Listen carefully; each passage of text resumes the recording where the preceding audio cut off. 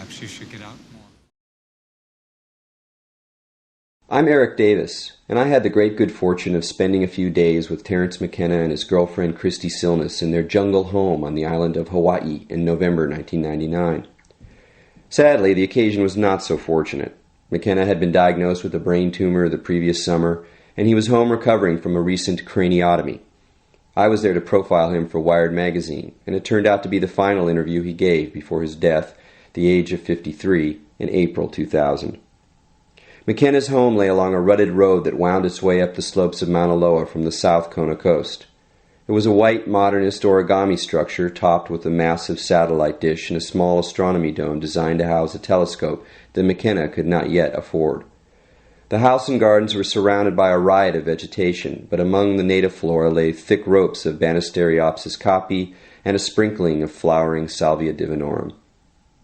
Every morning I ascended a spiral staircase decorated with blue LEDs to get to the study, where McKenna spent the bulk of his time, either working on his Macintosh or sitting cross-legged on the floor before a small oriental carpet, surrounded by books, smoking paraphernalia, and twigs of sage he occasionally lit up and wafted through the air. His library was magnificent, thousands of books on alchemy, Tibetan art, Hindu metaphysics, systems theory, archaeology, astronomy, and, of course, psychoactive lore. During the day, I asked the usual reporter's questions, but in the evening we would relax and follow less quotidian pathways through the cosmos of conversation. McKenna rose to the occasion of his own mortal condition, and though he tired quickly and occasionally spaced out, he was as brilliant and funny as ever. What follows are edited portions of these dialogues. So, what was your first encounter, with psychedelics, either in a strong way or just? Well, was a friend of mine when I graduated from high school, and they were building that band, so he insisted that we eventually smoke pot and take acid, and I had never encountered old lefties or acid heads or musicians or people who gave a shit about any of this stuff before. It was all new to me. I had just come from Colorado to the West Coast, so I was easily swept into all of this. And yeah, he and his friends were into,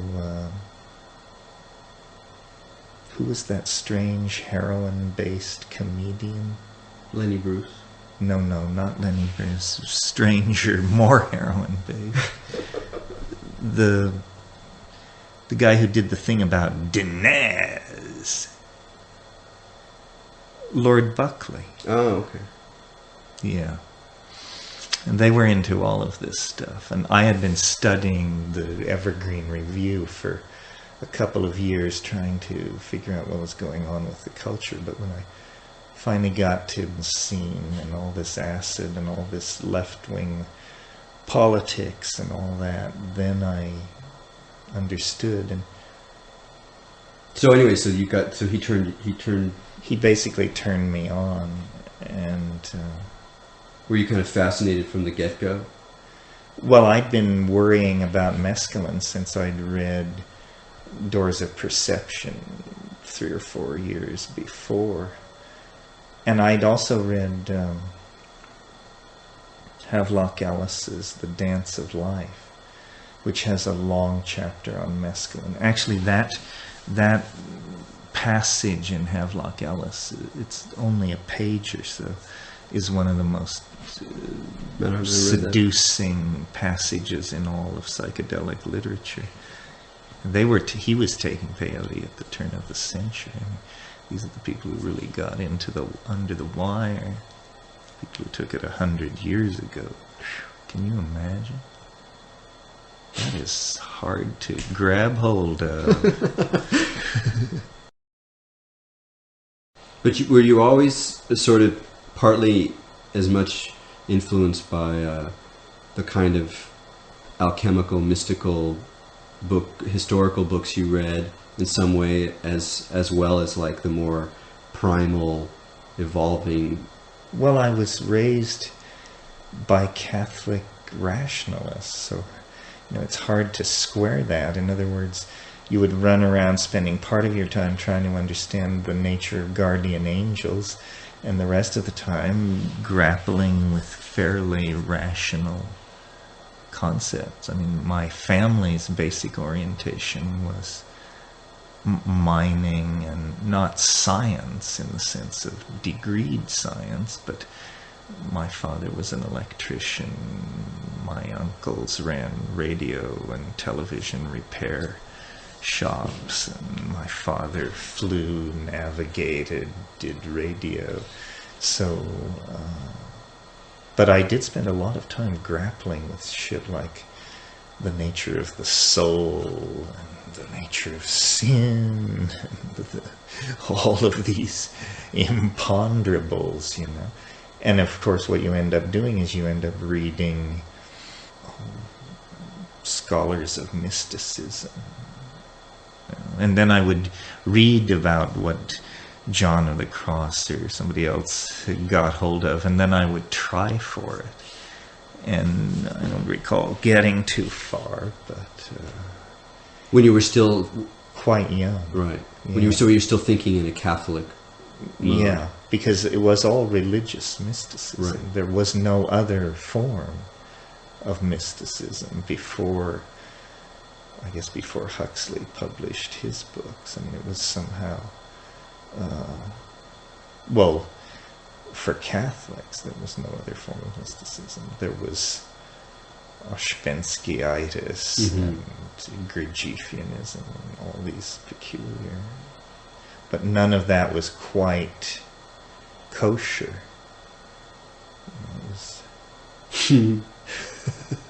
Did you have a break with Catholicism, or did it just mutate into all of your... It sort of mutated. I read Jung, is what happened. I first read Psychology and Alchemy, and that led me on to the other one, which is deeper about all of that. It's something about the nature of the Christos and alchemy, and then I saw how these geographically defined religious impulses could be part of some broader, deeper thing. And alchemy, it was a revelation to me.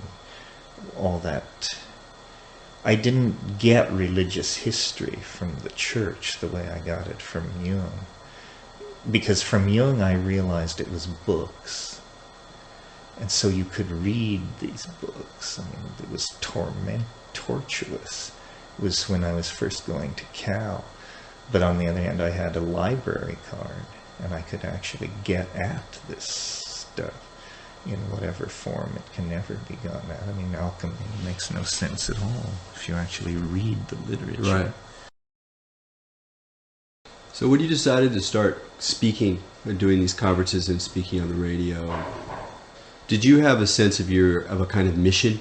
Well, I always felt people should know about psychedelics, that was the untold story, that if there was anything new to be said or brought into the cultural dialogue, it was the news that these psychedelics were not these very tricky to manufacture drugs like LSD, but that it was really about plants.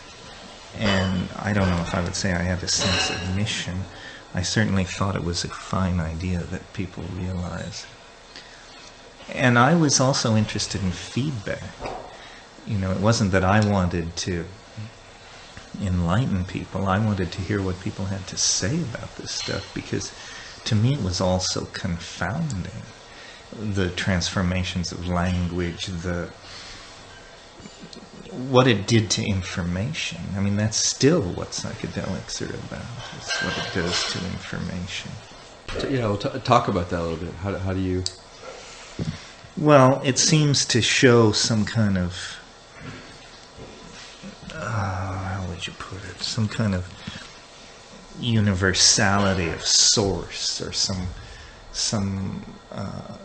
language is not syntax, it's not grammar, it's none of these things. It's some kind of divine, you could almost call energy, which flows out of objects and situations. Everything wants to communicate.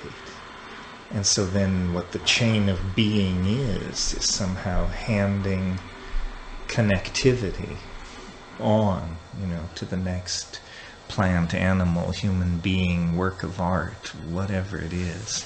And I still grapple with what all this means. And to me, it's the most psychedelic part of the psychedelic experience is when you get the logos coming out of the trees, the rocks, the berries, the water, everything. And it's the most Taoist part of it. It's where nature becomes transparent to its own intent to communicate or something like that. Are you, when you think back of what you felt like you were involved with in the mid-70s in terms of propagating the psychedelic experience, and you sort of felt that this is, in a way you were being one of a number of Johnny Appleseeds. When you look now at what happened, or emerged from that, are you disappointed in some ways? Or... No, I don't think so. Considering the fact that for the past year or so, or maybe longer, it's been legal to grow mushrooms in Holland and purvey them, I would say all the goals were met. The thing was brought into human cultivation. It'll never leave it. It's a very rare thing to be able to bring an organism into the human family like that. And when we found Stropharia cubensis, it was standing waist deep in cow shit, and now it's part of the human family of agricultural production. It'll never leave it. It'll always be part of global culture now. So. And do you think that, do you have the feeling that in some sense it will remain, at least for the foreseeable future, a somewhat marginal road, like a path that a certain temperaments or characters inside of the social matrix of reality have recourse to, but that don't really dominate? Sure, because if they really wanted a lot of psilocybin, you would do it differently. You would grow it in enormous vats of liquid that were the size of railroad cars, and you would produce millions of hits within days of scaling up. So, no, what it is it's a folk technology at the margin of civilization, and an underground technology for the production of these drugs. Like, I understand you can make methamphetamine out of Clorox and some other shit. I have no idea, but it sounds very similar, very simple.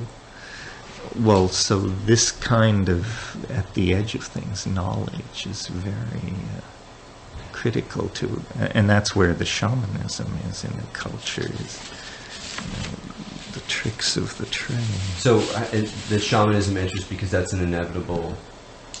Well, these are esoteric secrets, how to make drugs.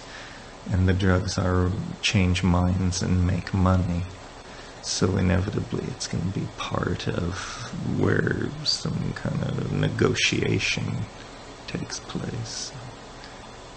Negotiations like that rearrange the morphology of the social, or the mind space of the people there.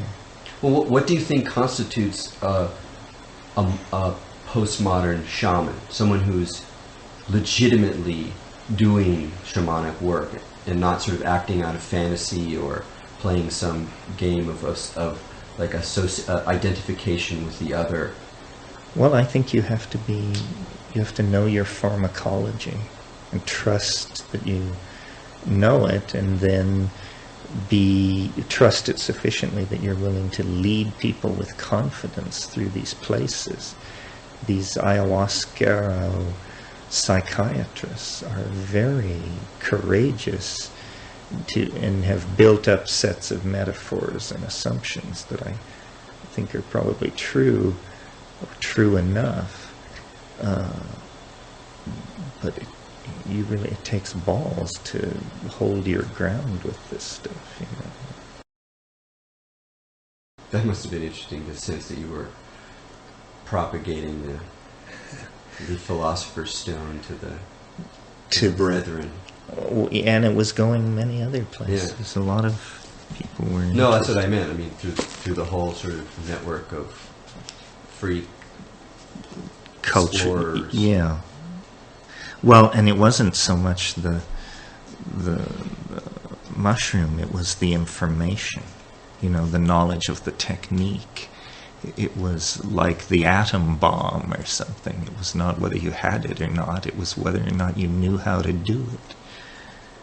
And so it's interesting to see the way that other plants now, I mean, if the mushroom parasited on print pamphlet technology, now the more emerging plants that are re-encountered have a different propagation device of information, if that's the forward.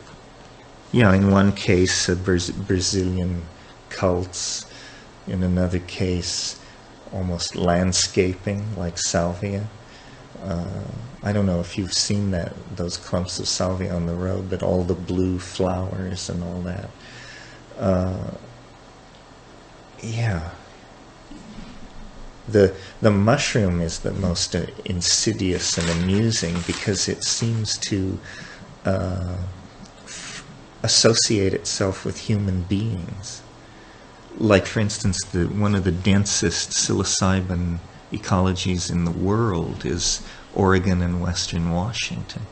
Well, one of the main industries of those areas where these mushrooms are so dense is the production of sod to be shipped all over the country and world, to be pushed into malls and hotel lawns and golf courses to spread. So it's essentially an enormous economic engine for spreading psilocybin spores throughout the planet.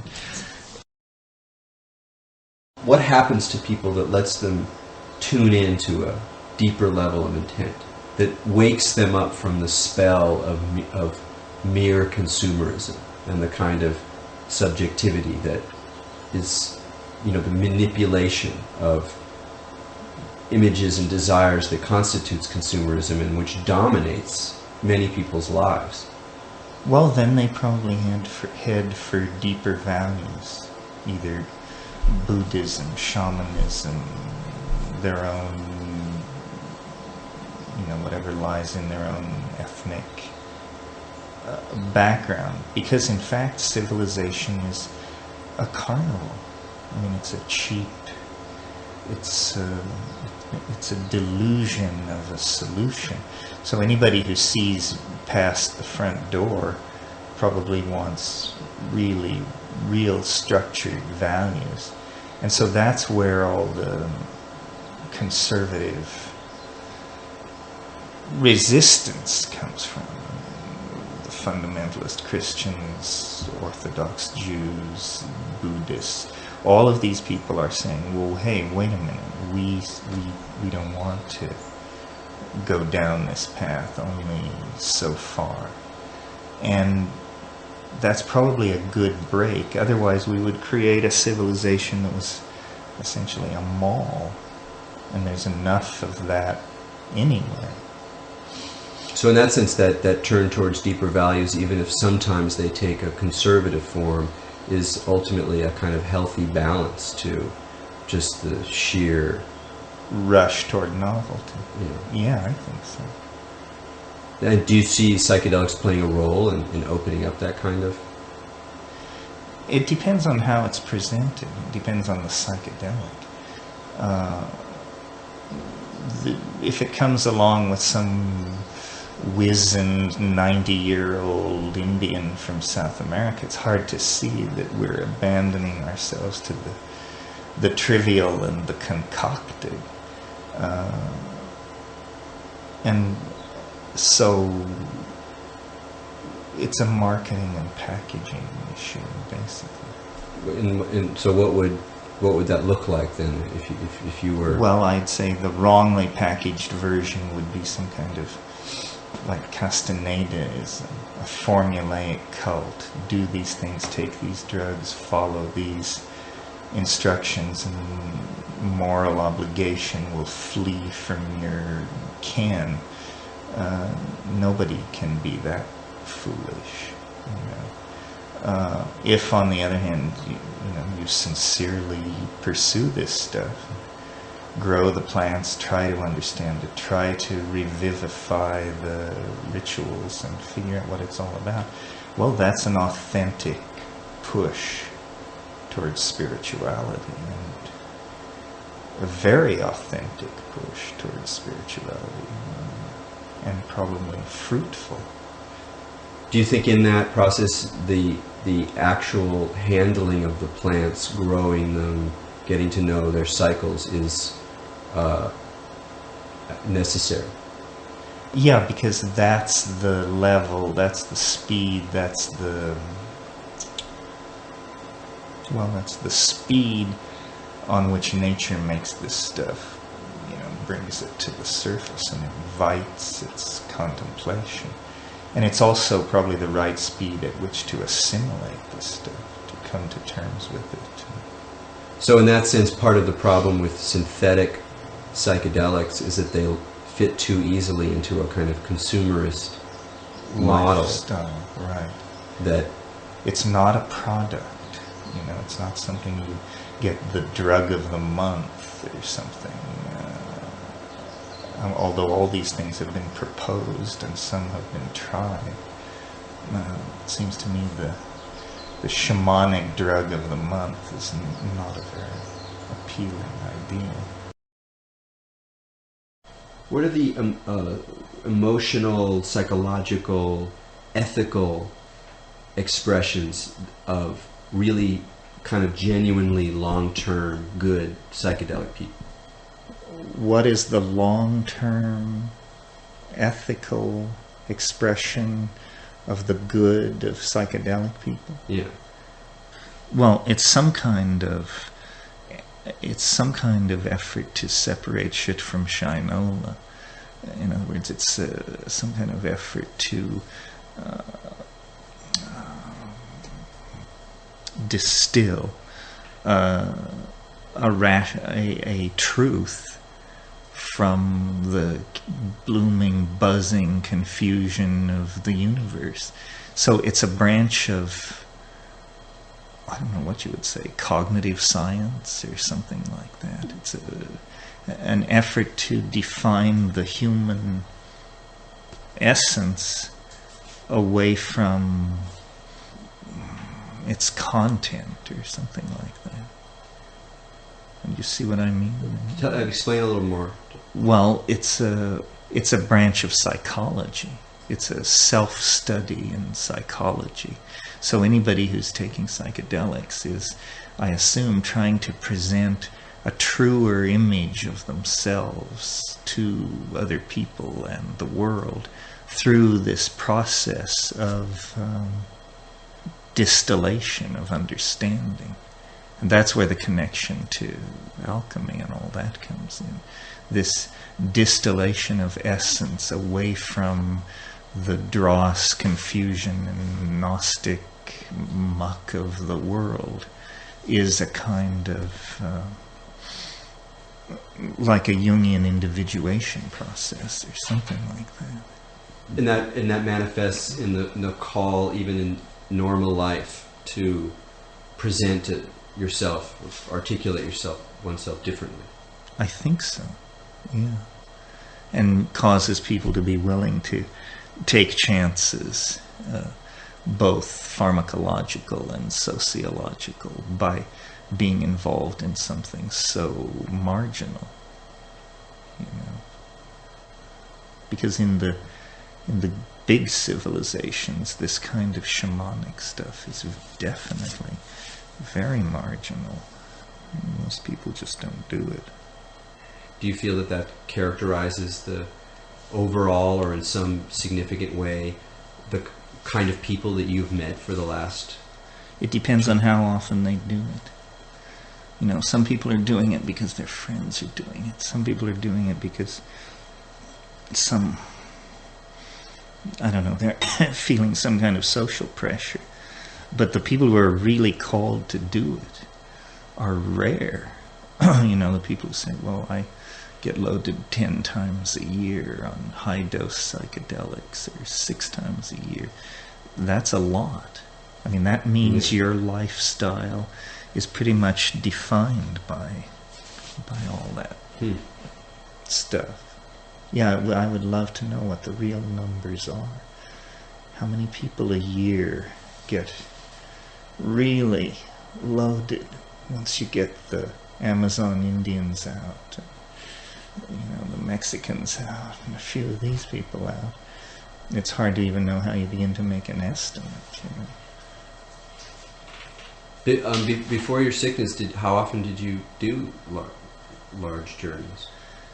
Less and less often.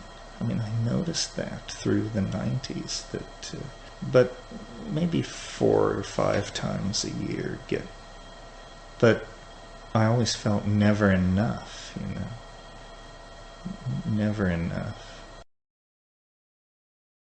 So do you have the sense that the tripping, you on some level are getting something done?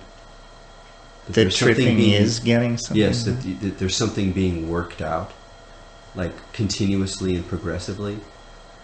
Yeah, I assume that basically the download called history, meaning all the technology, social innovation, philosophy, art, fashion, architecture, is some kind of dialogue with this, well, higher mind. I'm not entirely comfortable with that, but this higher mind that keeps showing these different facets through the mist. I mean, that science and psychedelic and all this is a dialogue with the mathematical deep structure of nature. And that somehow as you get that out, there's this sense of progress, more than a sense of progress. And I don't... And, you know, in terms of what is it all leading toward or what it's about, it must be something about, like, the spiritualization of matter. That matter is evolving toward quintessence or essence or something like that. And, you know, we're the startled witnesses to this thing because we're part of this stuff that I called emergent properties, or, you know, the side effects, you could almost say, of the universal emergence of matter into spirit. Because that's what biology is. I mean, I think biology is the quantum mechanical magnification of uncertainty into macrophysical space, so that essentially we're chemical systems that by some means yet to be understood amplify quantum mechanical uncertainty into dimensions such as we see, and that permits these emergent properties and systems and morphologies to show themselves. And that's the trick, or that's the trick explained on one level. You know, it's funny, when in your raps you stay away from what to a lot of people would consider spirituality. In a way, like the way that somebody would present their Jewish spirituality or a kind of Buddhist practice or whatever. You don't talk. In fact, often you sort of you slag the guru model, and you kind of separate yourself from that, and you really have a kind of you've maintained the sort of I don't want to quite characterize it right now, but and yet at points obviously you are motivated by something that in your own language you would call spiritual. Well, what comes up around that word? I guess I believe I'm some form of progressive history, that history is progressive. So then the story of evolution and biology and human culture and all this is assumed to be a story with a happy ending. So in a way, this belief in telos, which is not philosophically sanctioned, or this eschatological vein in my personality, is what gives it a spiritual impulse. But it's the idea that time, it's an alchemical idea actually, it's the idea that time will perfect matter. And I think it probably will perfect matter. What do you think about, do you think that postmodern spirituality is a sort of legitimate term or project? You mean to believe or involve yourself in, or believe? It's not really about belief. I mean that whatever the kind, there's a lot of people now who are developing relationship with all different kinds of spiritual practice, and they're not really doing it even in the way that people did in the 70s, where there was so much more true believing. It's a different kind of relationship. It's probably on a short spin, a short cycle, that a lot of empiricists are taking up Dzogchen, and that how long can that go on? So then there'll be a lot of revisionism and rethinking and recasting of all this, which is the very best thing for it. Yes, it is. So were you ever very interested in meditation or yoga? When I was in India, and immediately before I went to India, when I was in the Seychelles the first time, I was, because when I was in Mombasa, Kenya, I came upon this place called I can't remember, anyway, it was a library that was basically having a bargain sale in theosophical literature. So I took about 50 kilos of yogic Arthur Avalon theosophical literature with me to the Seychelles. And that was what I read and worked through when I was out there. How is it that you relate to mysticism, to mystical experience? Oh, you mean as a source of valid data about what's going on? Not even that far. That's one way of saying, of judging it in one way or another, and it doesn't necessarily be valid data. It's just, you've been interested, this library, obviously, mysticism is completely surrounding us. Well, I guess I would say the more personal the mystical indicator is, probably the more likely I am to take it seriously. In other words, it seems to me, if you extrapolate your mystical insight beyond the personal, you probably enter into the domain of inflation, of some kind of psychological inflation. And so was Plato inflated? Was Plato inflated? No, probably not, but he probably gets a pass as some kind of pioneer.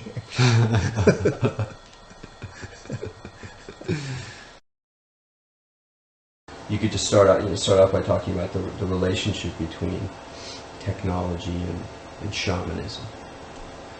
Well, you remember Eliad's basic book, which is Shamanism, the Archaic Techniques of Ecstasy. That book was originally written in French, and in French, as I don't have to tell you, the word technique has this dual meaning of both a way to do something and a technology. So from Iliad's point of view, shamanism was always about using techniques to achieve these, what he called ruptures of plane. And these ruptures of plane were these breakthroughs into these healing spaces. And for him it was always drugs, yoga, or ordeal, or maybe yoga / ordeal. So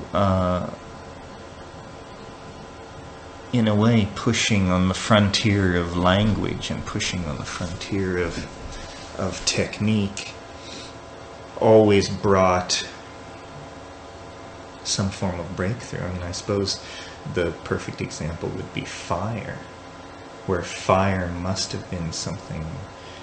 We talked about the smith thing yesterday.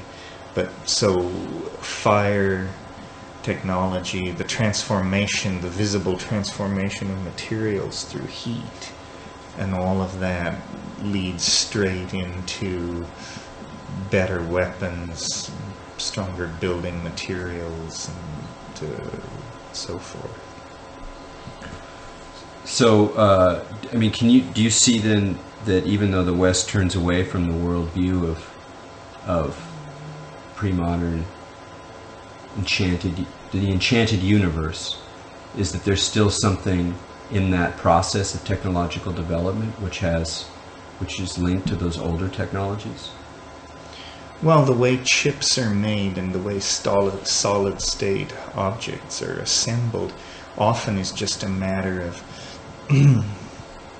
bringing a mix of materials to a certain temperature and a certain proportion of materials, and then standing back and letting the laws of physics rearrange the atoms so that electricity or information or something flows through this in an unexpected way. So I think we're still involved in discovering what can be coaxed from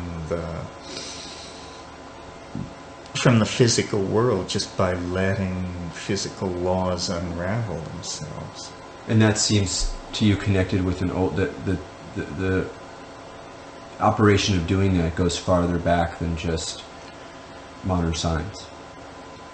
Yeah, at low temperatures it's about psychoactive drugs and brewing and combining biological materials, and then at higher temperatures it becomes about this other thing. And one of my alchemical readings of modernity is that electricity is a kind of element in the old sense of element, and that it has certain properties that evolve as you develop almost a shamanic relationship with it, in the sense of using it and developing a relationship with electrical potentials. And that sets up that interjects a kind of life into the human organism that fundamentally changes it, because it's introducing this element of electricity which has certain properties of communication. I mean, electricity is very strange.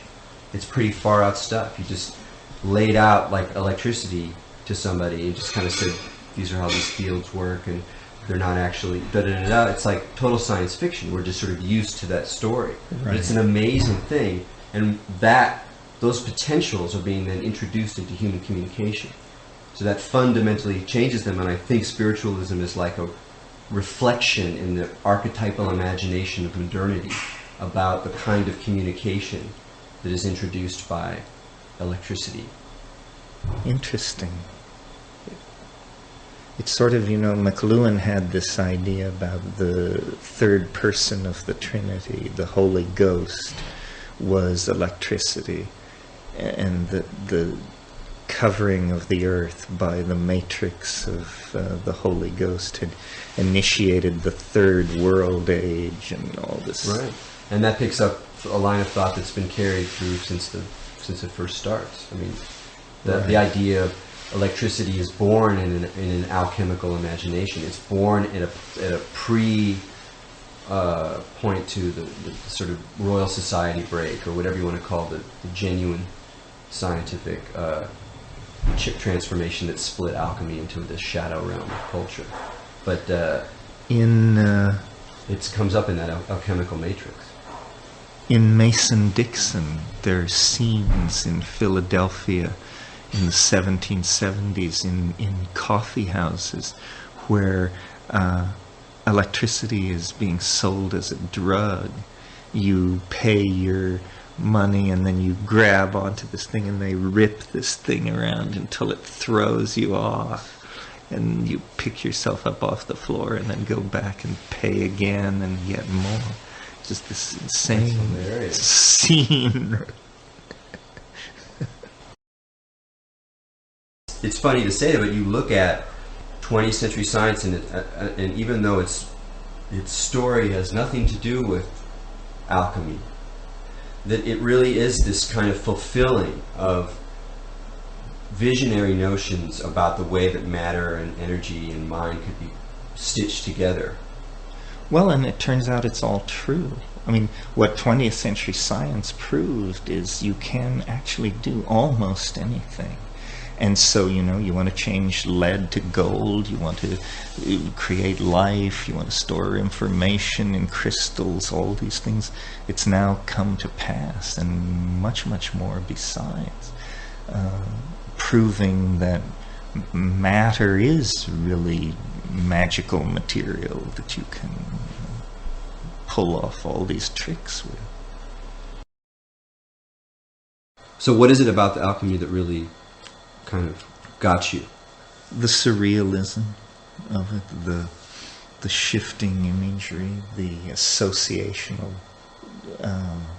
the associational schemas are very attractive. They are. What do you think's behind them? Well, you know, the basic concept is that somehow intuition and nature are reflective of each other. Until that hypothesis fails, we should probably hang on to it. Because look how far we've gotten. I mean, it is really bizarre how much of nature the human mind seems to be able to understand. I mean, my God, instruments are circling around Ganymede based on some guy in a powdered wig looking out his crenellated window, you know, figuring out this shit. How did they pull that trick off? Well, I mean that gets that whole thing about the sort of destiny of technology, or the way that it, I mean, it's... Yeah, it's like a white cane, and you're just feeling forward into the universe, you know.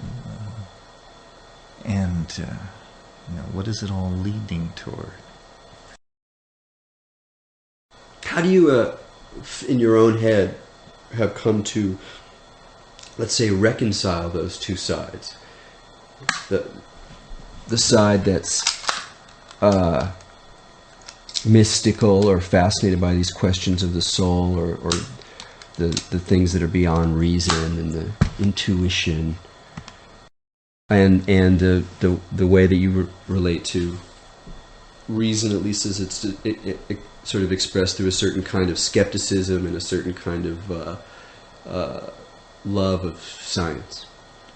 Well, I still believe what the angel told Descartes, which is, you know, nature is understood through the coordination of measurement and proportion.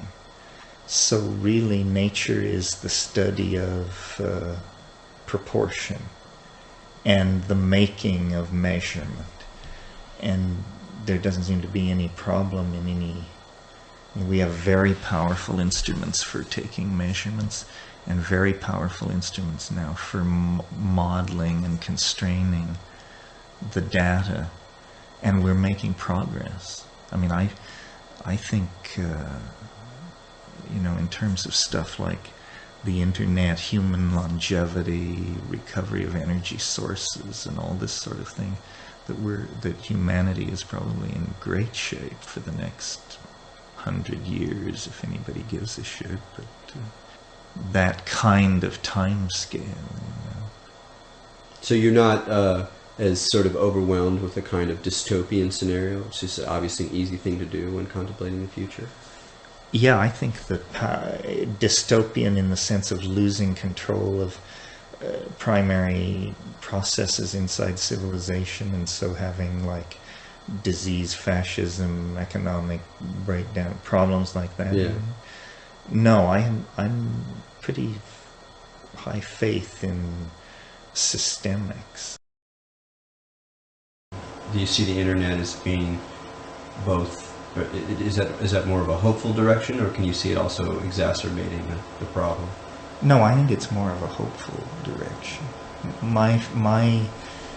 The happy story I like to tell myself about the internet is someone in some tiny village up in Ontario or in Kenya or in Brazil somewhere who gets next to the internet and realizes, I can get out of this preposterous scene by simply, if I'm ambitious, if I just unleash my own ambition and the educational power of this, then I can go to the large city and conquer, go to the capital and export myself to somewhere else.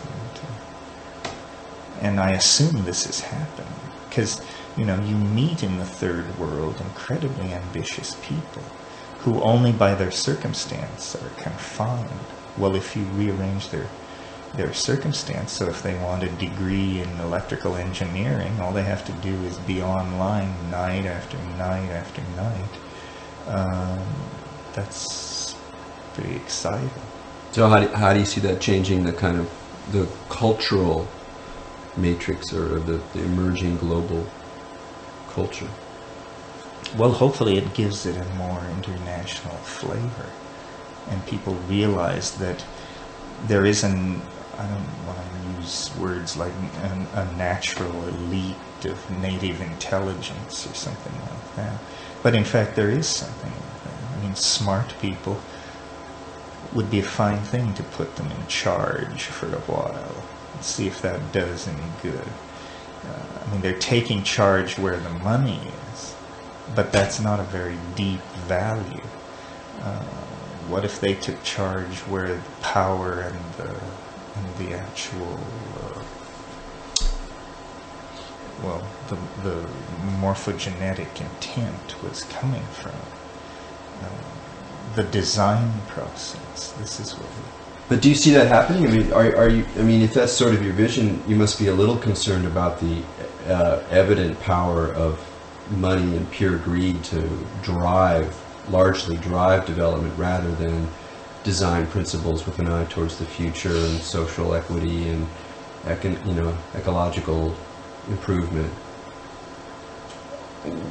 Yes, except to some degree, except that it is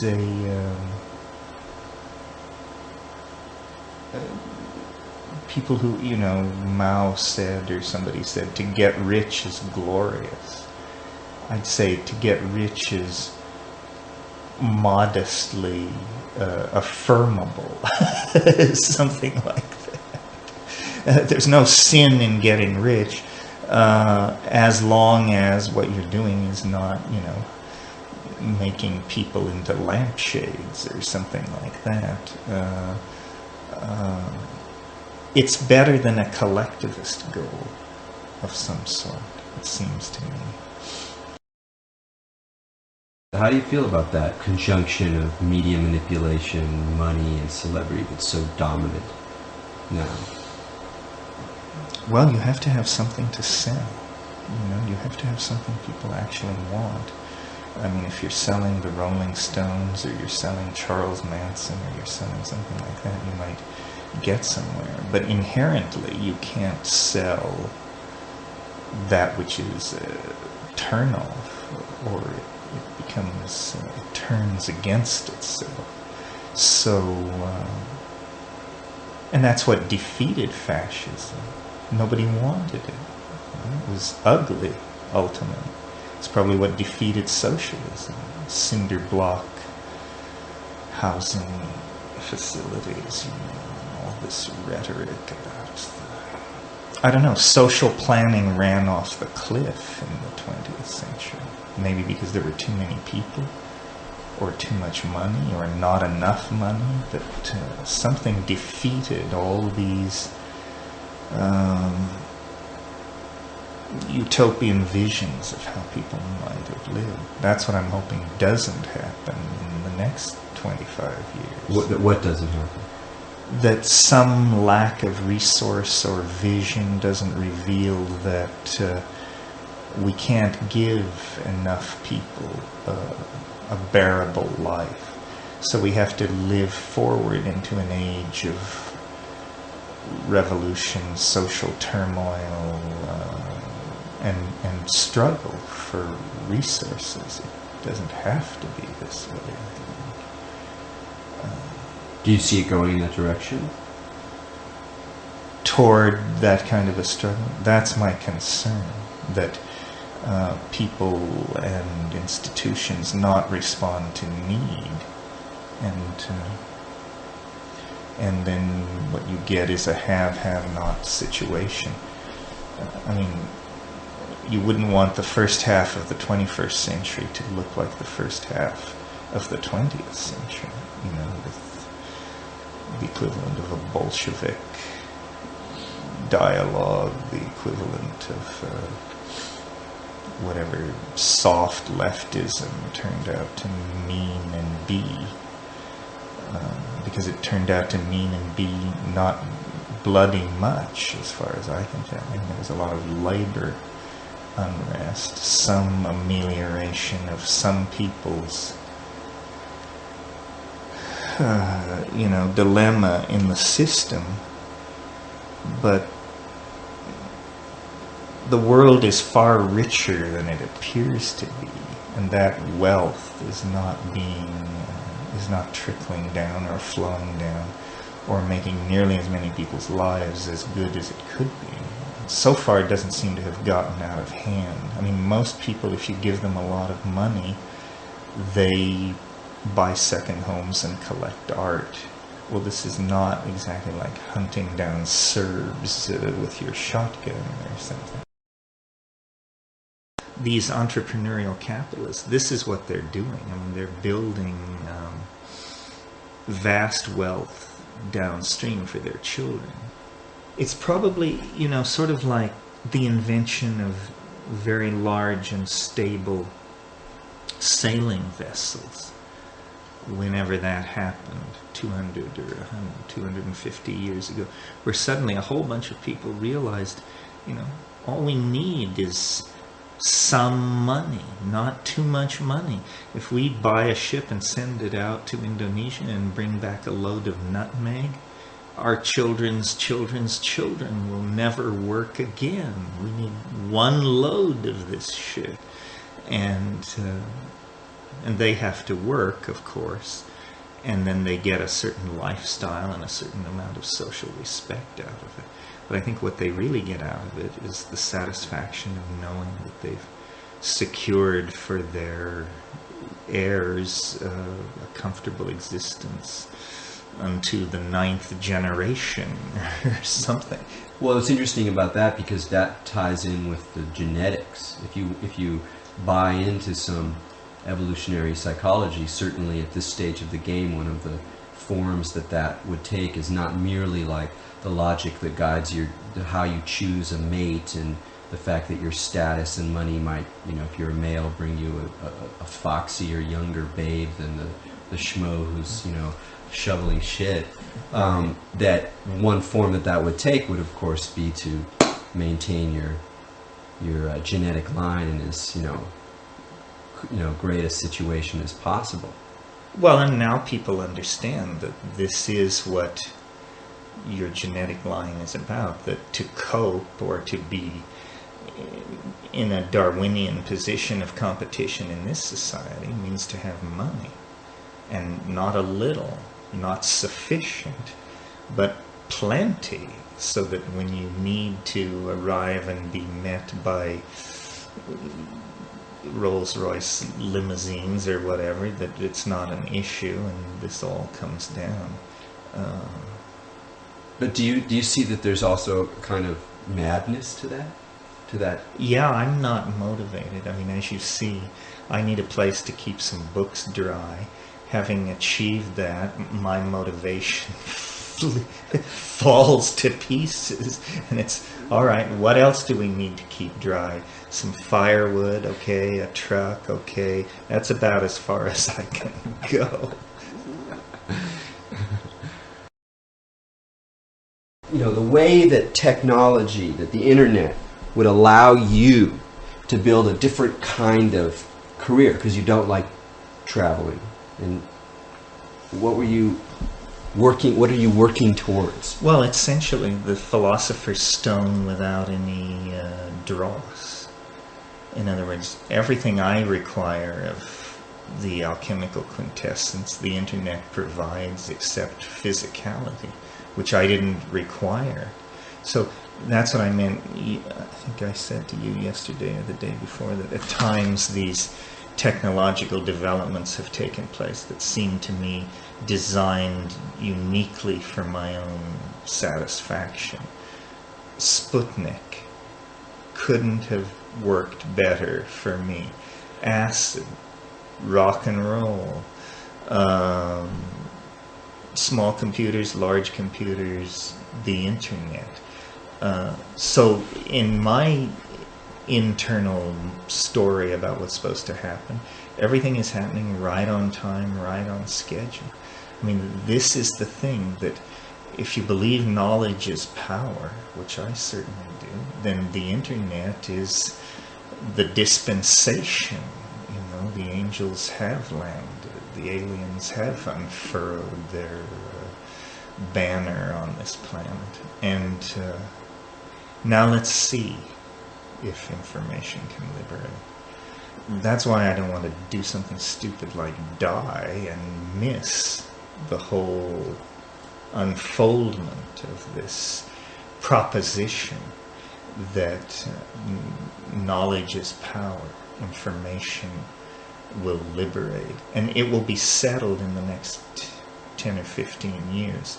Either they'll get a handle on it, whoever they are, whatever a handle means, or it will slip from their control and it will be clear that some kind of dialogue is now going on between individual human beings and the sum total of human knowledge, and that nothing can stop it, that some kind of renaissance, some kind of total new relationship to knowledge and possibility is put in place. The idea you had about, and I've heard you mention before, about somehow taking advantage of the net to allow you to continue your career without having to move around so much. I mean, that seems to be one of the real weird paradoxes of the scene we're in, is that at the same time as we're creating all of these great communicating devices, that people are flying around to conferences, to talks, even more than they ever have before. Yeah, well, I don't really understand that. I mean, like this morning I was looking at the brain tumor list. Well, fully 1/3 of the brain tumor list is people planning get-togethers at the next brain tumor conference. Will you be going to Atlanta? Will you be going to Vermont? Are you going to London? So no matter whether you're in investment counseling or dying of cancer, you can turn it into a circuit, a life, a phenomenon of some sort.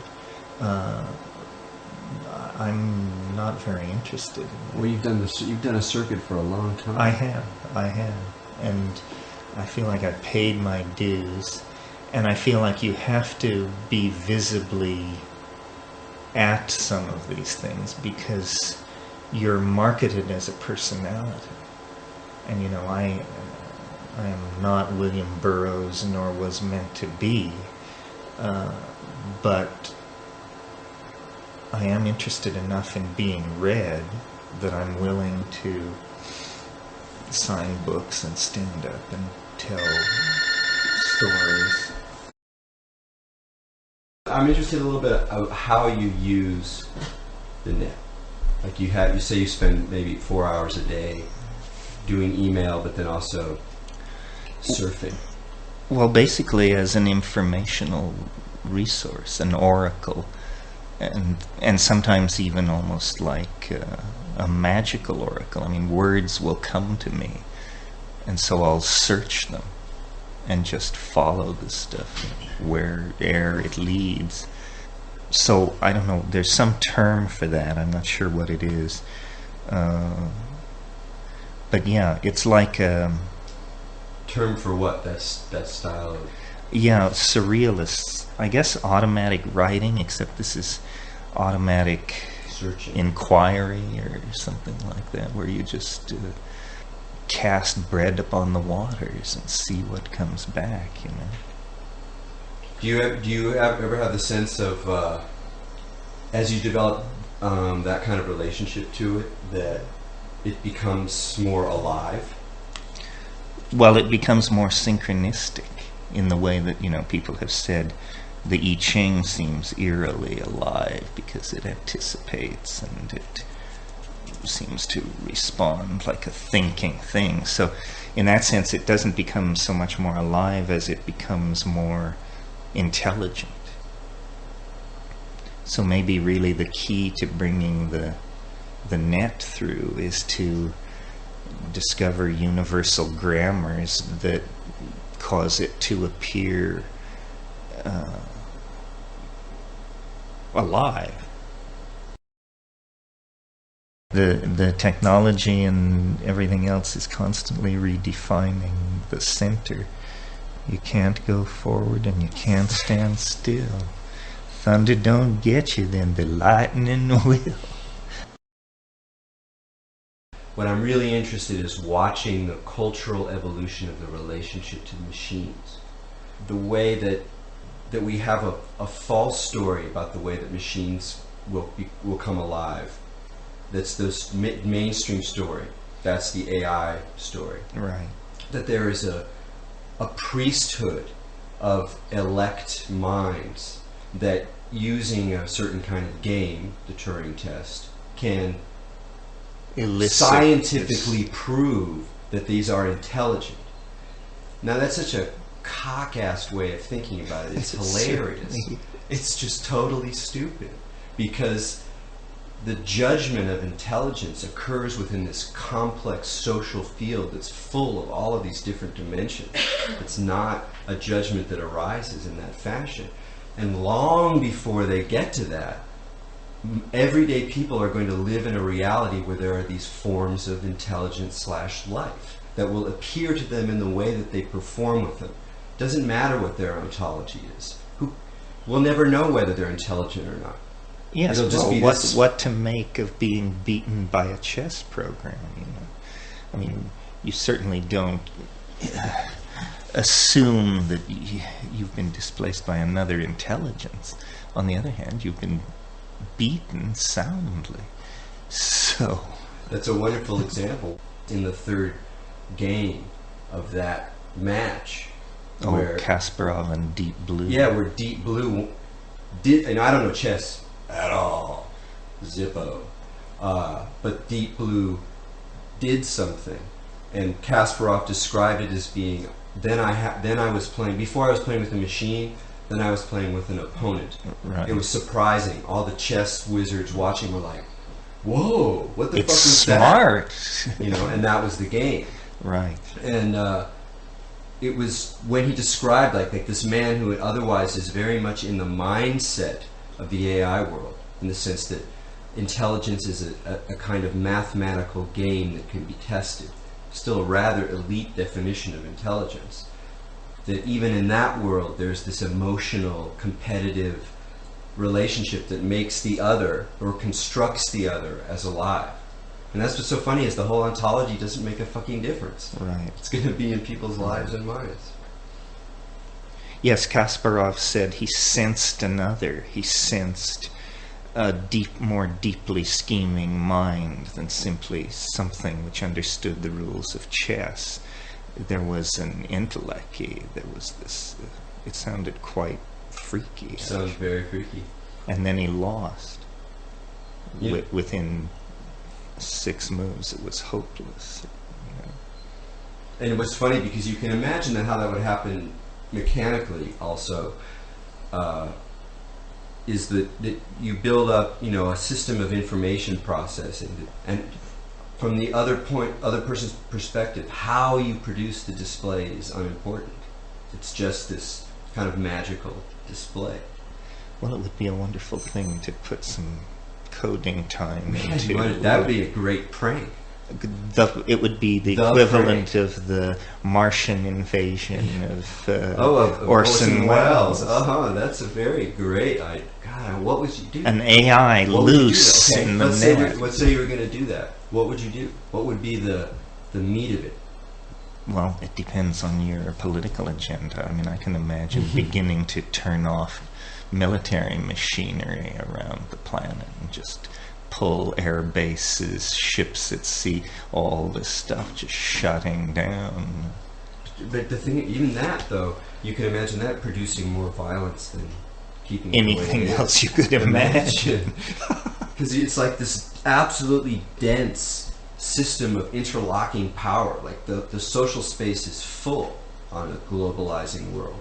And so you imagine if like drastic things happen at any point in this network, the whole network will respond. That's why we're so teetering on the edge.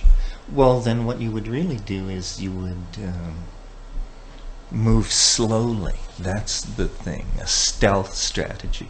So titanium extraction, production of fissionable materials, you begin to move these things a few tenths of a percentage point off their marks over periods of months and months, hoping that over 5 years, 6 years, you could back away from various forms of the abyss.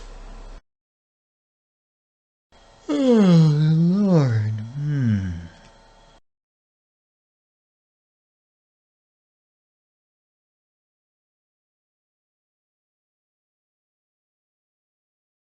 That's one thing you talked about when you were talking about the moving image that intrigued me, is you mentioned the discovery of the unconscious of dreams, which is by definition a world of fluctuating images, psychedelia, and film, and by extension we can talk about animation.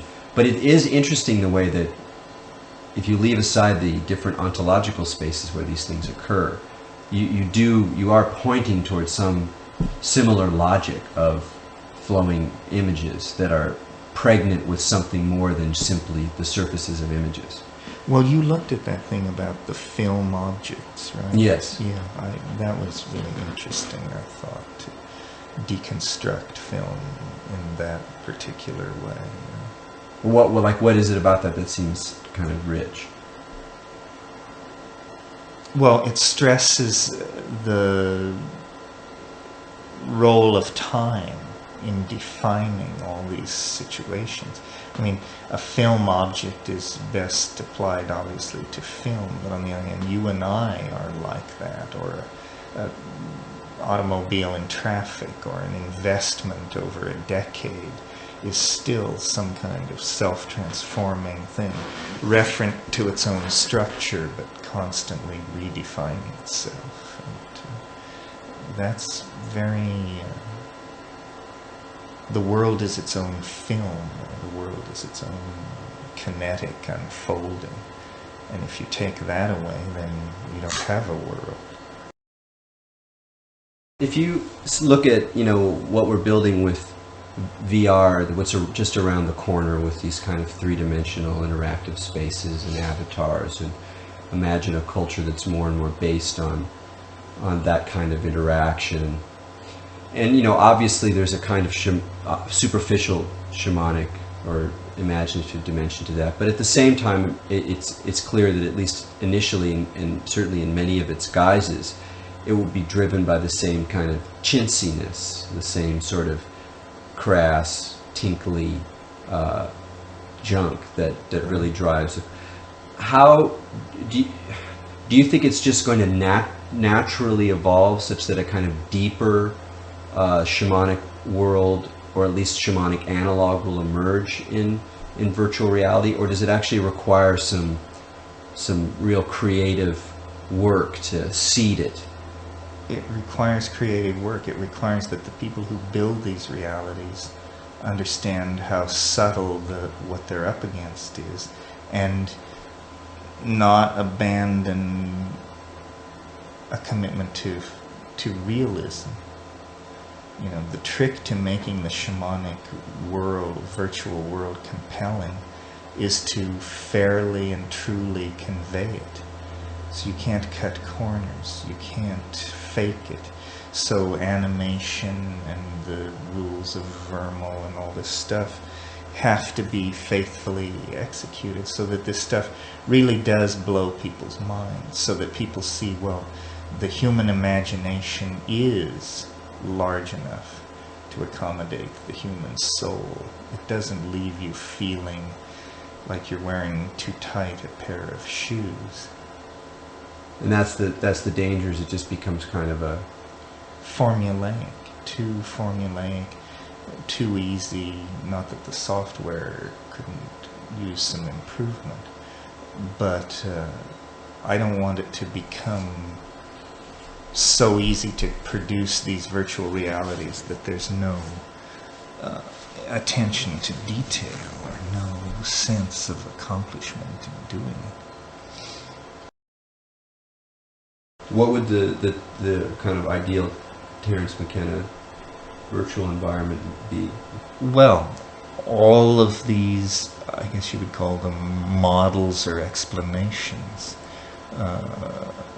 beginning with basic chemistry right up to hierarchy and management theory, because all these processes can be envisioned, you know, as interlocking sets of laws and that sort of thing. So that's, I guess, what we're talking about, is how the world should become more visual, should ride more on a vocabulary of visual assumptions that everybody has learned. We all know that a Bugs Bunny cartoon is a land of explosions and falling anvils. Well, we learned that, we were taught that. So there needs to be more of this kind of slotting in of I don't know what you would call them, assumptions or gestalts that can be used as a vocabulary to communicate this stuff. Like a language, a visual language. Yes, exactly. And do you see that that some languages from the past, the imagery of alchemy or Egyptian art or things like that, are kind of can be seen as predecessors for a possible new visual language? Well, this is where memory palaces and archetypes and all this stuff come in. That was always the hope. It's not clear it can be realized. I mean, that's why you go through the Maya, the Egyptian, the alchemical, looking for these universal gestalts of meaning.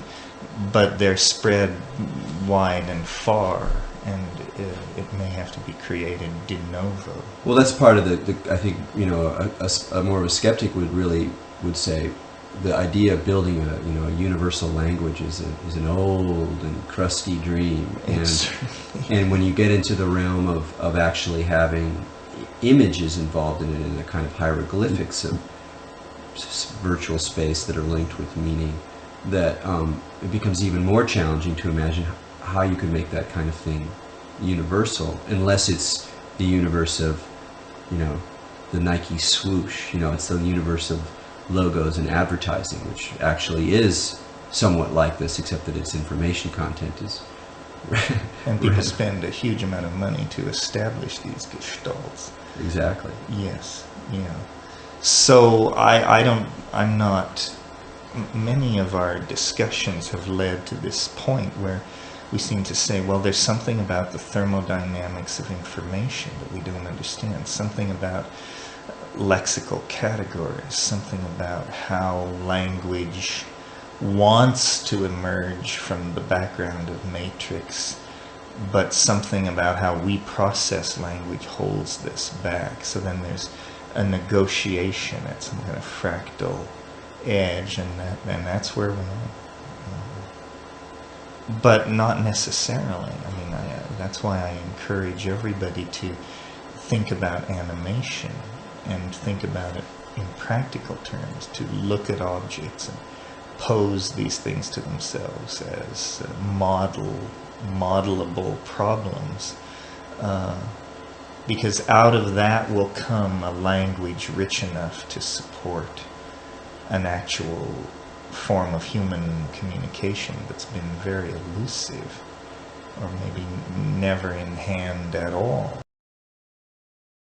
Well, it's really interesting when you talk to people or listen to people, how many people who take psychedelics have cartoon-like encounters with beings, or, you know, and you say, well, gee, this is weird. Cartoons only go back to 1920 or 15 or something. How weird that such an out there technical phenomenon could just grab a whole section of human psychology and camp there with that kind of tenacity. And to me, that indicates it has some kind of archetypal claim on that territory, and a claim which it can only continue to tighten over time. You ever seen that Scott McCloud book, Understanding Comics? No. Oh, that's worthwhile. Is that a good Yes, it's really worthwhile. Very good. I mean, it's just sort of getting at a grammar. You know, a lot of cartoonists disagree with them. They're a very irascible lot, and a lot of comic people are like, no, he's shit. But it's a very interesting attempt to use the form itself to talk about the specifics of the form. I mean, it's really about comic art, but it applies to some of these issues of animation and cartooning. Well, the great genius of Disney, I mean, Disney is my idea beyond Edison or Ford or anybody of what we really mean by an American genius, because he had mice who wear gloves living inside his head, but he was able to create a mechanical technology to show people these mice. So instead of just being put quietly away by his brother or something like that, he said, no, you don't understand. Money. This is worth money. If we can show people these glove-wearing mice and talking ducks and all this stuff. And then he was sufficiently a true American Yankee genius that he saw how to take a flip book and put it on celluloid and do all that. Yeah, I think Disney is a very, very far out person. I mean, he went to the Platonic ideas and came back with, baskets full of them, and released them in American towns and cities, and did very well. I mean, animation is a great place to see the reflection of things that are happening, in the culture at large. And certain people take it to incredible heights. Have you seen, do you know that animation called Asparagus? You should check it out. It's about 20, maybe it's 15 or 20 years old, but it's as real, it's very highly detailed, as realistic as a Van Eyck painting, and totally surreal. And there's also, do you know that one by Sally Cruikshank called Quasi at the Quackadero? That's a DMT extravagance, a carnival, basically a cartoon about a carnival, but it's a carnival crazy enough to convince you should go take drugs, basically. And Max Fleischer was a genius, and all these people. Fleischer was great. I mean, I think Fleischer is the true origin of underground comics. I think that you find the most pregnant images of a certain kind of seedy, like the way that R. Crumb presents a certain kind of seediness and sort of failure of the bodies and spaces, and yet that's infused with a kind of magical eye. So you really have that both in Fleischer. I mean, you really have the the mania of the Betty Boop, but also a certain real kind of quotidian, almost proletarian graininess to these characters. Yeah, it's very immigrant. It would be very hard to imagine postmodernity without Crumb's input. I mean, I consider him an absolute psychedelic genius. Very few people have had the influence without the karma that Crumb had. He basically did all that stuff, sold the drawings, and moved to a chateau in southern France and called it quits, and got away with those moves. I mean, that's one of the things again that I just found totally fascinating, is like the magic of modernity. You mean, what a strange thing this is. Yeah, and just the relationship of modernity to esoteric religious undercurrents and things which are not accounted for in Enlightenment discourse. Yeah, what if it just gets more and more like this? In other words, I think that's what's actually happening. Is we're really headed for our own private Idaho. More faster, deeper, and with more panache than anybody ever dared suppose. I mean, in terms of building our own sort of constructed world perspectives and communicating them to some degree, but not in a way that dominates ideologically or... Well, and we have no idea how strange the worlds we can create in the near term will be, and yet they will be. It's coming at you. Right. But just how far back to go on, like, what's witnessing this bizarre moment in history? You know, what point is the perspective kind of sitting in? That's the part I find really hard to figure out. Does that make sense? Well, that's the question. I mean, because what that boils down to is, how real is it? How real is it? Yeah, it's complicated. Every age seems to design its own image of its own dissolution. And they happen over and over again. I mean, when I think about the 20th century, Europe, which is the source of world civilization, stomped flat twice. Millions of refugees, Auschwitz, the whole thing. Meanwhile, what went on in the Far East of Asia and the Asian prosperity wars and all this. It's over and over again, these cultures create their Ragnarok and act it out way over the top. I mean, Germany, for crying out loud. Yeah, so how would you describe that character? What's the character of our dissolution? I don't know. I guess it was Nietzsche who pushed the myth of the eternal return, right? So it's some kind of... it's like a closed cycle of Hegelian dynamic, where it just works itself out. Then the thesis, the antithesis, the synthesis, and the darkness. And then it starts over again. That Nichols book that I told you about, Living Time, what was most impressive about that book was he lays out this idea of like time, and he basically kind of presents a way of thinking about eternal return, which is that we're locked into these repetitive cycles that are eternally reiterating themselves. The only way of changing their quality is to increase consciousness in the midst of them. And so you affirm this life, this world, not some transcendent world, and just the... And then try to solve it. Like under the sign of this is always this way. Mm-hmm. And how does that mean to relate to the real as it presents itself, as if there's no other thing that can be than that?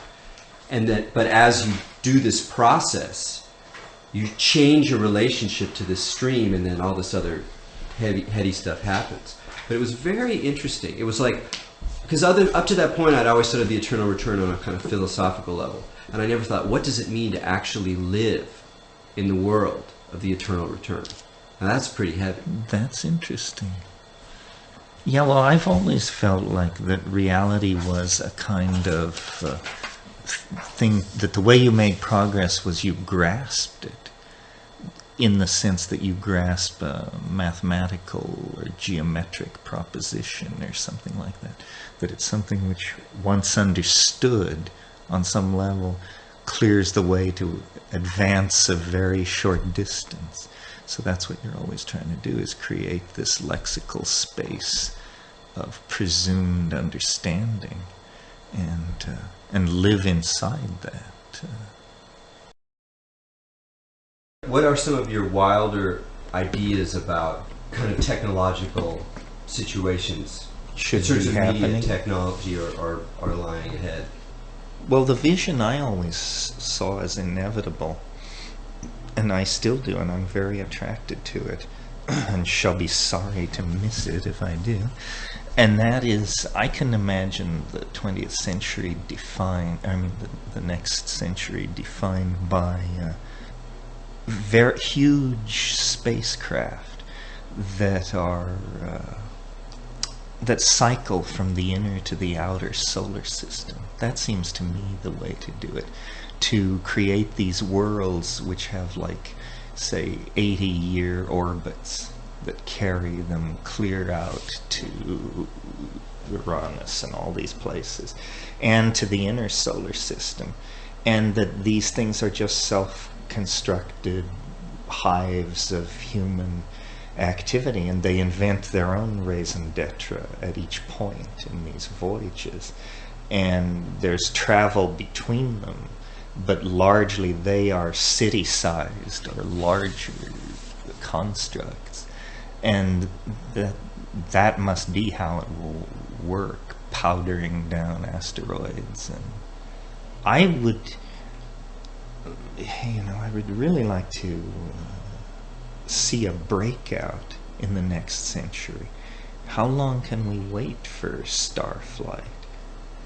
I mean, how long before the contradictions in terrestrial existence just become too tearing, and you either have to go to some kind of fascism and really turn the screws, or things fly to pieces, you know?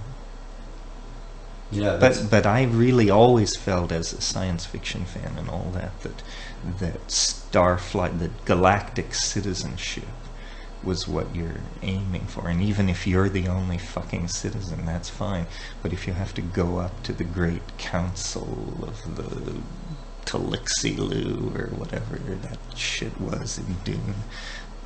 But yeah, this flinging ourselves around the solar system in enormous, that's obviously all doable. In other words, it doesn't require any rearrangement of the laws of physics.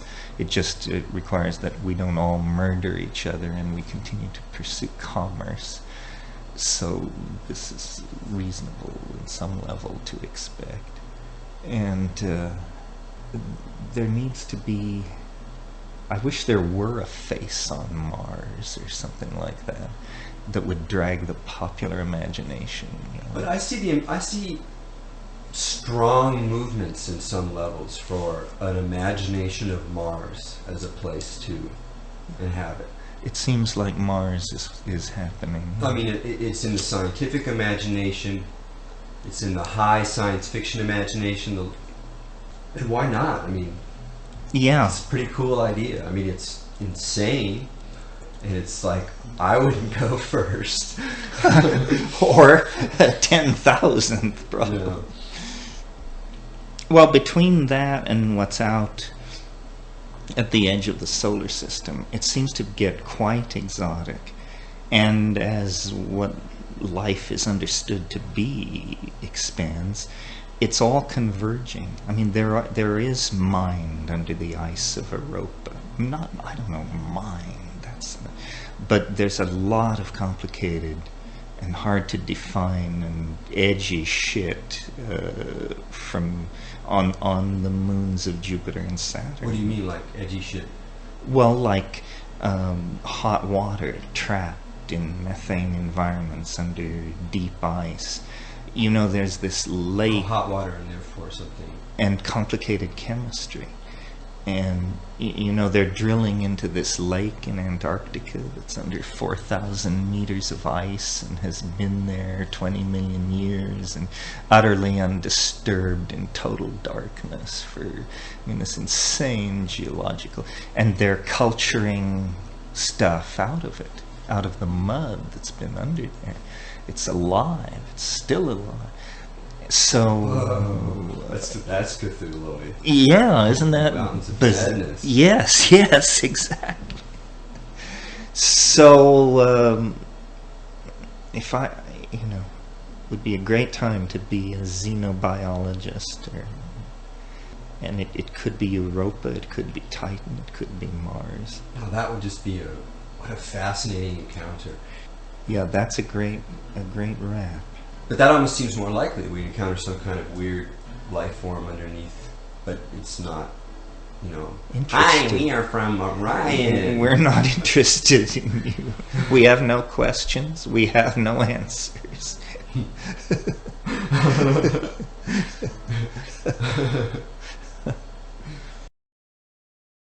This idea has been gaining strength for 20 years, that life is not unique to Earth. It must have drifted in on a chunk of stuff, and it's an alchemical rule. It's the rule of homogeneity, you know, as above, so below. Given the circumstances as we find them, what rational momentum is there to think that life is unique and arose on this planet only? So it's much easier for me to imagine that on a certain level, but at least the galaxy, or our local part of the galaxy, has some kind of other minds in. I mean, it may be not true, but it's almost the same way of the way that we model, you know, hopefully model a future. It's almost like you kind of imagine it, so that all the, you know, Star Trek even is kind of this weird dress rehearsal for a certain phase of this kind of realization. That's just a story, just a science fiction story. Well, but you could have said it of Jules Verne in 1885 and been right. You know. Yeah, it is a rehearsal. And, you know, psychedelics kind of seem like, to me, imaginative rehearsals of some other event. And whether that event is merely my own individual death or some kind of cosmic event, I completely suspend judgment on. And I don't know if I will be able to. I don't think I'll move from my present position of like, well, who knows? Who knows? Yes, it's the big who knows. So what do you think's up with the extraterrestrial imagery that features so heavily in some strands of psychedelic experience? You mean the cat-eyed, that kind of imagery? The cat-eyed alien gray, pudgy little... That, and just the sense of, I think it seems like a lot of people just even describe the sense of an extraterrestrial intelligence, or... Well, remember we were talking last night about how everything wants to articulate itself. Everything wants somehow to communicate and be perceived as language.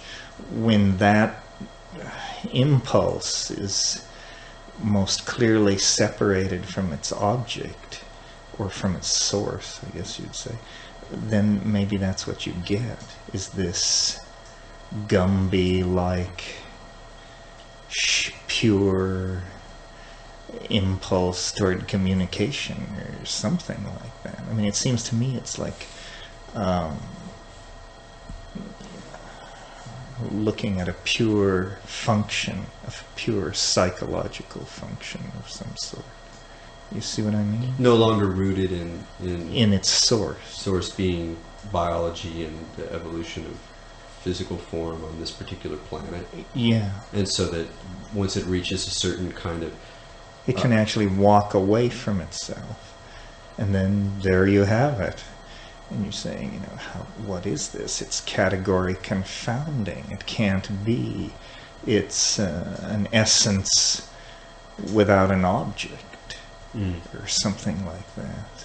And, yeah, I've had some pretty profound moments of feeling like contact with something like extraterrestrial intelligence without believing it, even often in the interior of the trip that it was. Oh, you mean while loaded? Yeah, even at the time going, okay, this is. I'll this let phenomenon. this happen. Yeah, this is a phenomenon occurring, rather than I'm finally seeing it, and or maybe you just sort of geared for it with science fiction. You're like, okay. So how real was it? Well, I mean, maybe it's just the language that I use for other. That if you present me with some kind of intelligence or communicating force that seems to be other, that's very high, very evolved, that maybe I'm just going to tend to see it more as alien. But even in terms of those buzzes, like the kind of weird way that sounds can like form these vibrating matrices, is they often take on a kind of more metallic quality and become more synthetic, and with that rising begin to enter into an imagery realm that's very peculiarly cosmic. alien. It is peculiarly alien and technological often, as opposed to natural. That's the place. And that's that's like a lens or something of. I mean, because if you imagine, if you imagine it pouring forward or moving rapidly forward, there's a kind of front edge that's very weird, because it's sort of like birthing whole sets of new foam. Yeah, exactly. Yeah. I know that place. What is the nature of the entities? What constitutes their apparent agency or communicative agency? Well, I think that's the question that remains unanswered. That's the grail of the thing. What is the nature of the other is basically what you're asking. Is it a construct, a projection, or a discovery? It's not clear to me what it is. Do you feel like you've gotten any closer to that? It's probably a discovery, which is the most radical conclusion. I mean, I think that's probably what you think, too, based on your description of your DMT trip and all that, that ultimately it is irreducible. It is too weird to tell. I don't know whether it was a C.M. Kornbluth story, but it was all about these aliens come by and contact the United Nations and all this, but somehow this book, To Serve Man, comes to the surface, and then it's slowly realized that it's a cookbook. And this really spoils the party.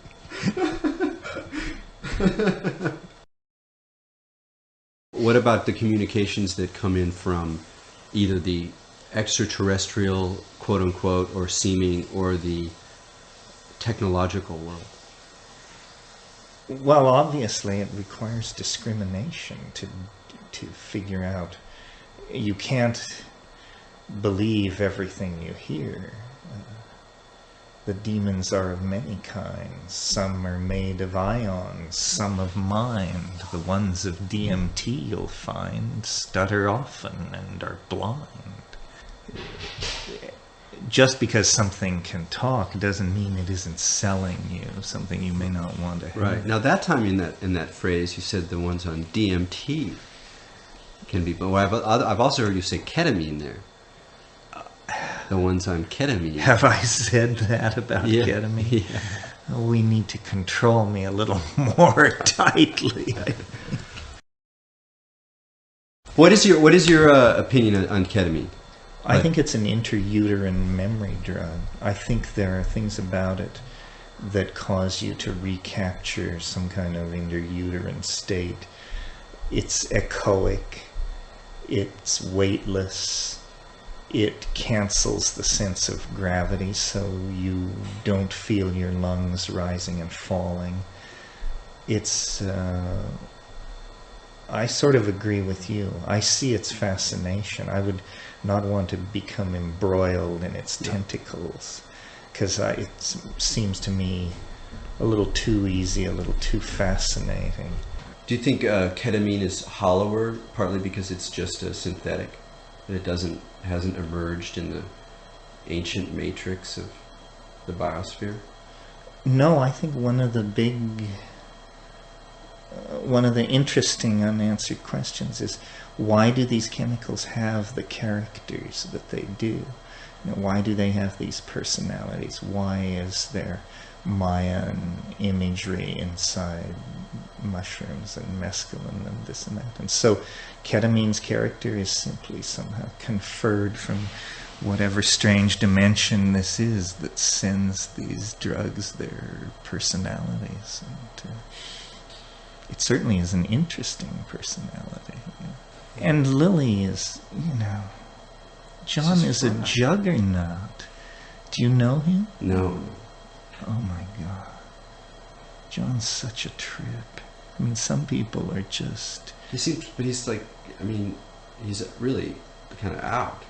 Oh, definitely. Like, you meet him and you're like, this guy's out. Yeah, this guy there's nobody home. This guy cannot be left alone at home. And he's like me. What a trip. And such, an amazing arrogance, an amazing conviction of your own, that you've got it all figured out. Yeah, a relentless character. He told me once, we were at Esalen, I don't know what we were doing, just the two of us standing somewhere, and he said, "Nature loves you ruthlessly." And I thought, well, that's an interesting observation. What does ruthlessly actually mean? Was he speaking specifically about you? Yeah, he and I were the only two people present. It was just a private conversation. He used to have this Obi-Wan Kenobi robe that he wore around Esalen that was just hilarious. And he would just show up out of the fog, to lay these wraps on you. Yeah, they didn't make too many of John. Ketamine actually distills a certain element of the psyche, and then just it lets that element interact with this whole weird plane. And there's not a lot of connections with the animal body, but the tryptamines are like carrying the animal body all the way through it all. So it's all still archaic, and there's sex, and there's fear, and all of these, the animals in this space. The ketamine is like a little drop of like awareness, pure awareness, enters into this zone. And you're just completely, a bit like that. You're completely, if you remember like things in your life, they're all part of these networks of cosmic cause, and they're so impersonal. It's a very impersonal environment. Sometimes on ketamine, I had the impression it's like this all the time. I simply don't notice, which isn't a very sense-making perception. But yeah. No, it does have an always already quality to it. The whole quality always of time already is very different than with tryptamines, which have a more kind of propulsive.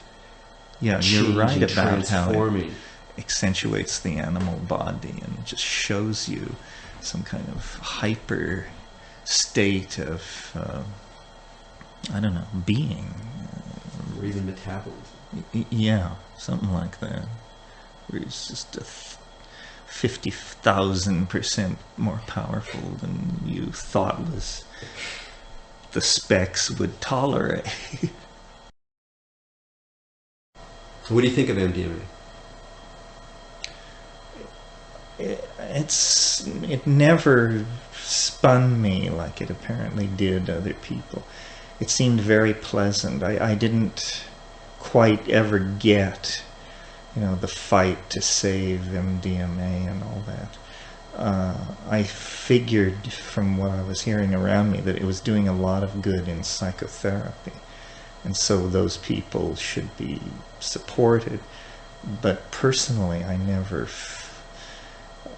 it seemed... well, it seemed like very much like every drug as it's introduced into society. It's usually claimed to solve relationship problems, and then... well, that's the best packaging, is to say that a drug solves relationship problems.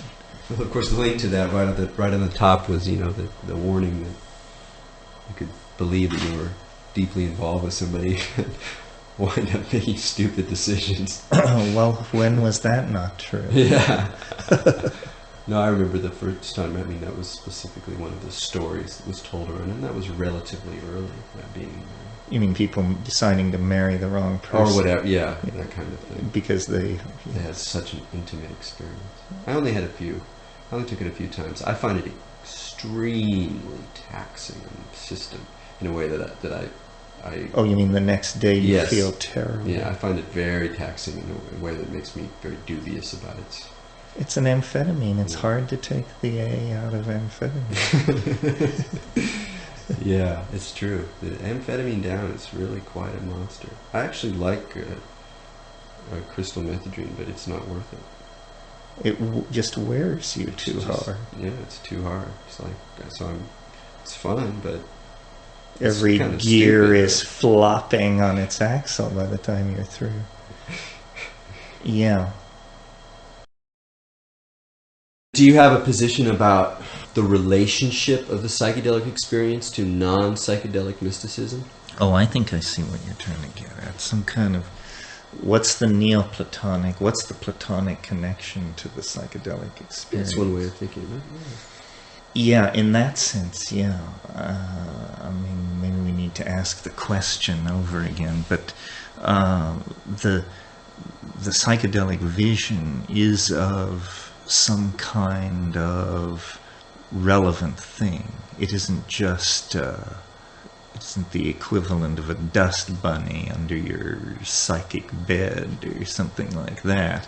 It's actually a product of the, well, I mean, it's hard to English it, but a product of the fractal laws that govern information theory.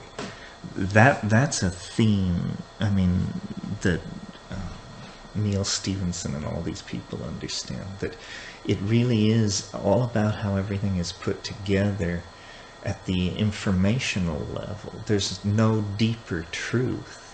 And so all this talk about code and virtual reality and how the portions of our reality might be code running in some way, and all of this is all, I think, trying to get at something about information theory that needs to be fundamentally understood before we can all together take the next step to the next level.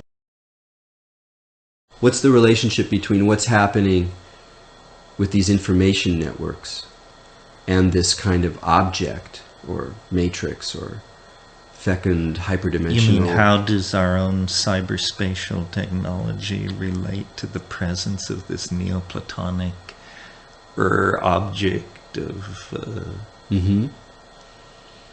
Well, that sounds like this dialogue you want to get in on with the garland of letters, or the Kabbalah, or, I mean, mathematics is somehow this web of something which holds nature together and seems to spring out of a higher mind of some sort. I mean, mathematics is really what it's all about when you finally get it sliced thin, I think. And that makes sense platonically and from this Neoplatonic thing, you know, that's... and by Neoplatonic, I mean Proclus and Plotinus, and those people who came about 500 years late after Christ. Yeah. Have you been to Ravenna? That's where they have these mosaics that are... Because it was basically a theory of pixelation. It was an elemental theory. So they were tiny, pure, undividable elements of essence that went together to produce phenomena. Well, all those people came out around the end of the 6th or early 7th century. It was Plotinus, Proclus, Porphyry. Yeah, Plotinus. He had the right idea.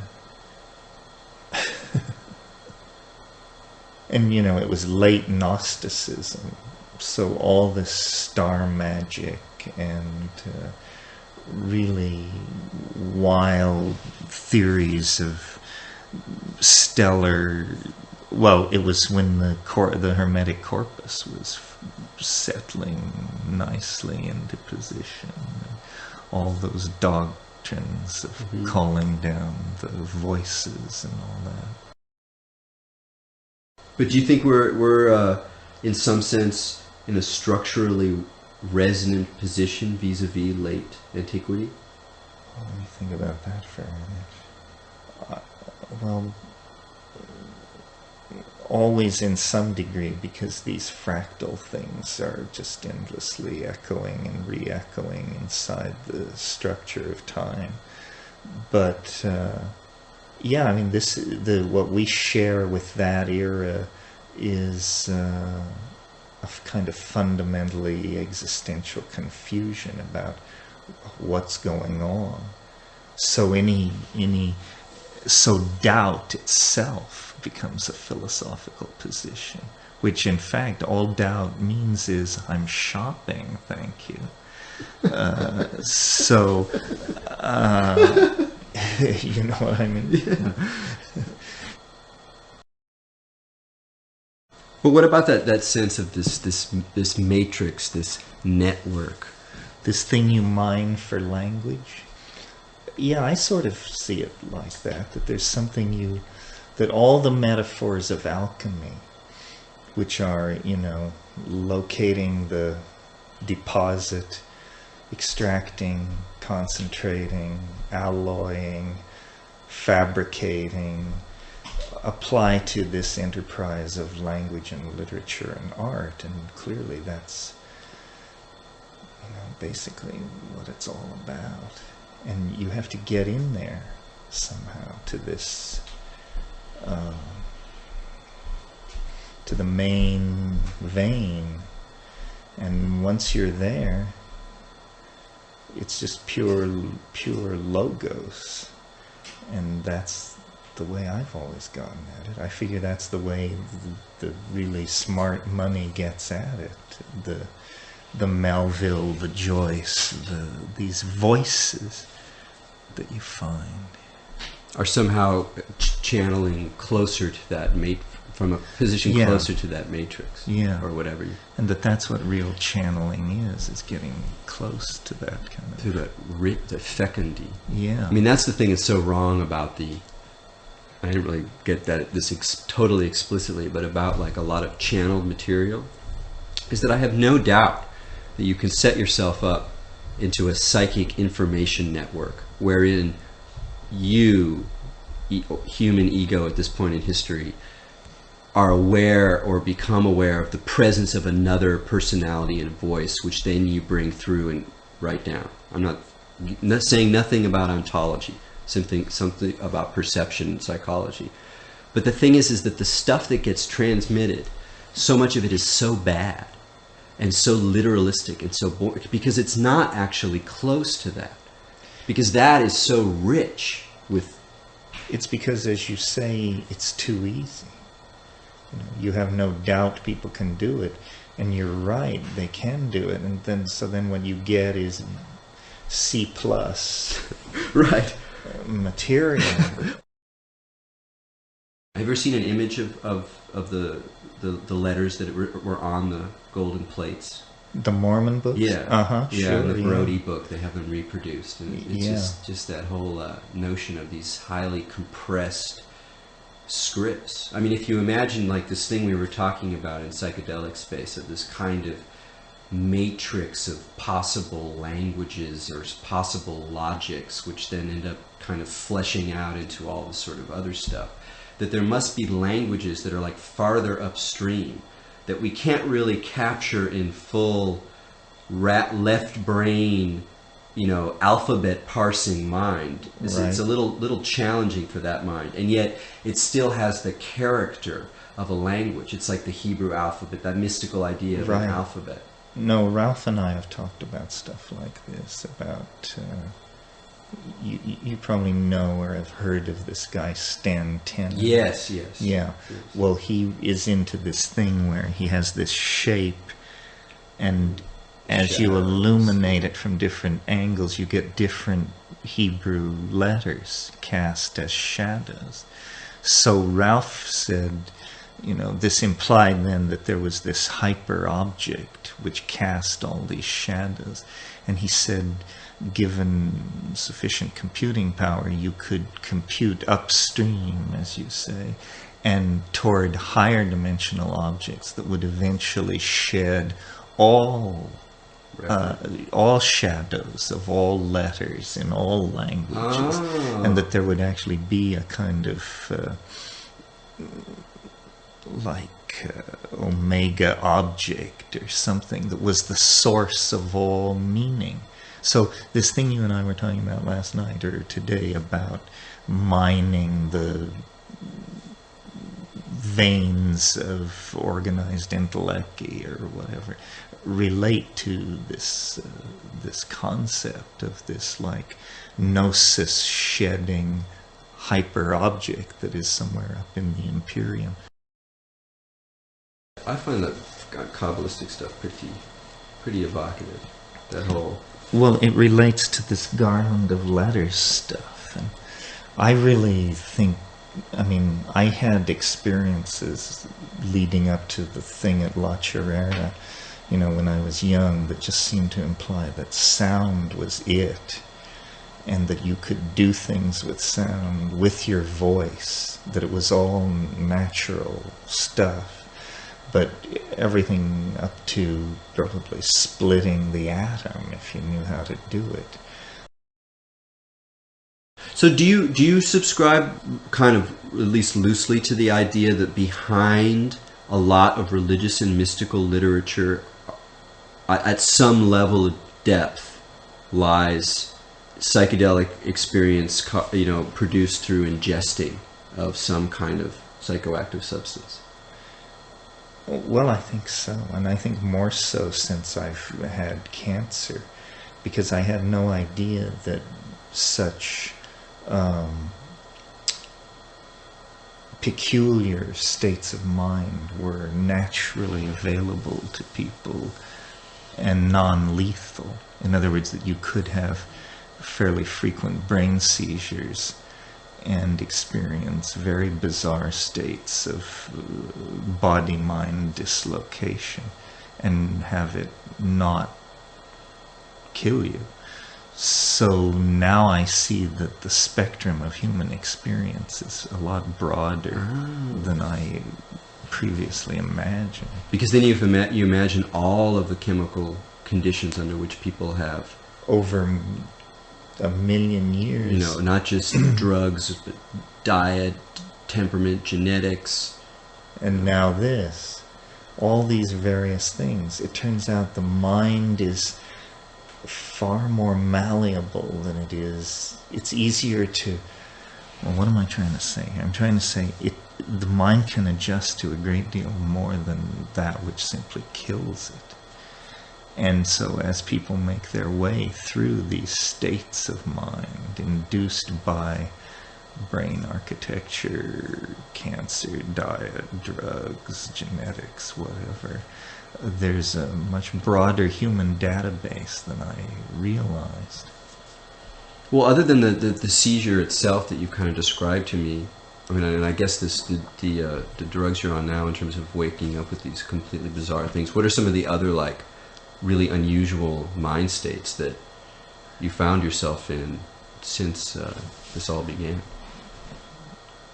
Well, they're hard to describe. Like, one kind is, I call it losing categories, where it will become an enormous effort to decide whether there should be one or two of something completely trivial. But this one or two thing indicates to me some kind of lexical break or some kind of peculiar, I mean, it's hard to English, but you see what I mean. Yeah.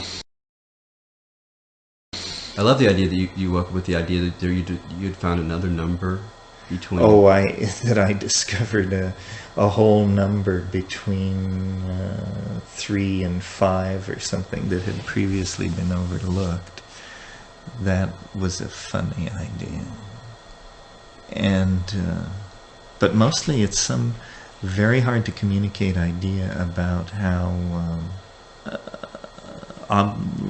concepts form these things called lexical objects that are like topologically closed, so they can't really be cross-related. So all understanding becomes a kind of an illusion of some sort. Wow, that's kind of intense. Yeah, it is a weird idea. Well, now that I have all these medical problems with brain and brain function, I have a much greater appreciation for the boundaries of eccentricity. I mean, now I understand it doesn't take drugs. There are a lot of people running around who are crazy as shithouse owls and are achieving it on the natch. And their testimony now has to be weighed as well. So this surprises me. I didn't realize that, a malfunctioning brain could leave you functioning enough to report to work and tell your story and presumably write novels and meet deadlines and all these other things, that people do. So, and I don't know how many other people realize this either.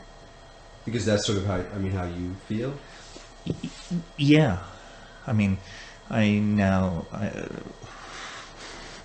live in a world defined pretty much by prescribed drugs. And my doctors are telling me I have to take this stuff to stay alive, basically. So how many people are living in worlds psychologically defined in that way? Quite a lot. But the people who've been diagnosed schizophrenic or bipolar this or something, I mean, what are these people taking, and what is it making them think about reality? Well, but you've taken serotonin reuptake inhibitors, haven't you? You mean like Prozac? Yeah. Yeah, but those are designed to help you out. These other things, all you deal with is side effects. Oh yeah. It's a different thing. I thought you were talking more about, but schizophrenia, don't they treat with all sorts of neurotransmitter modulating drugs, which presumably are there to help them out? Well, there to help them out.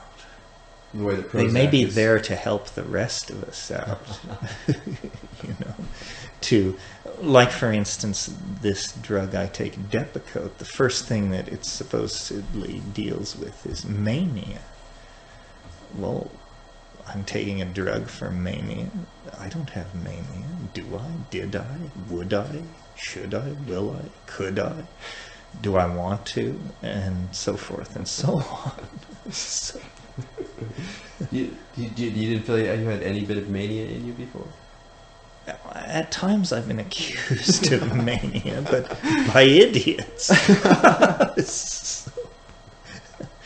And I guess because of the war on drugs, somewhat concealed in all that is the willingness of the establishment to allow experimentation with drugs, the effect of which on tens of thousands or hundreds of thousands of people would have social consequences that were maybe unintended or unmanaged. Yeah, I'll say. Yeah. Yeah. Like, I've wondered, the statistic you hear, Prozac is the most prescribed drug in the world now, and 1 billion people take Prozac. Is it really? It's something like that. Oh my God. So my question is, when do the rest of us get some of the benefit of this? In other words, when is the guy putting my fruit in my sack going to become a more pleasant person? The guy pumping gas, all these people on Prozac, pretty soon it should begin to feed into the body politic as a sort of feeling of goodwill and temperance. But I haven't actually seen it.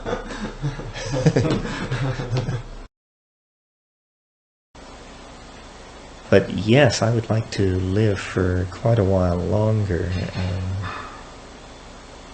But it is very interesting, cancer as a metaphor for modern life and how people live, how they think about their politics and diet and money and all the rest of it.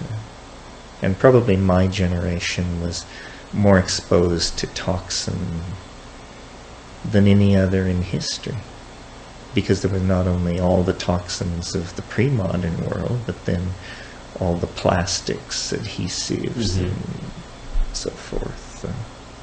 Well, it seems so basic that cancer is a socially, physically constructed metaphor for all these other processes that are happening on different levels. It's almost like that plane of the real responds with an appropriate kind of metaphor for all these processes of inflation and kind of negentropy burning development. The revenge of matter or something. Yeah. Or the revenge of synthetic matter. But what is your prognosis? Oh, well, it's a little hard to figure out. I think it's... Well, it depends on the doctor you believe. The doctor who just did the surgery said he got it all. He has an incredible reputation, like third best in the world or something, with survival rates and all that. So maybe he did get it all. In which case, I'm the same. We're the same. I just have to get strong. On the other hand, the survival rate for this shit is very low. Zilch, in some people's opinion. They say, there's no escape. There's always cells left. They always return. You can only have so many craniotomies. So those people say 6 months to a year of life, which is really a drag to take on board. My own intuition is I'm not sure. I can't tell what's going on. It certainly is a weird situation to have fall upon you, especially a person like myself who's never had... I've never been a sick person or concerned with any of this. I had no idea there was so much morbidity around me. Or as Dante, I had not thought death had undone so many, he says when he looks into the Inferno. It's a sobering thought.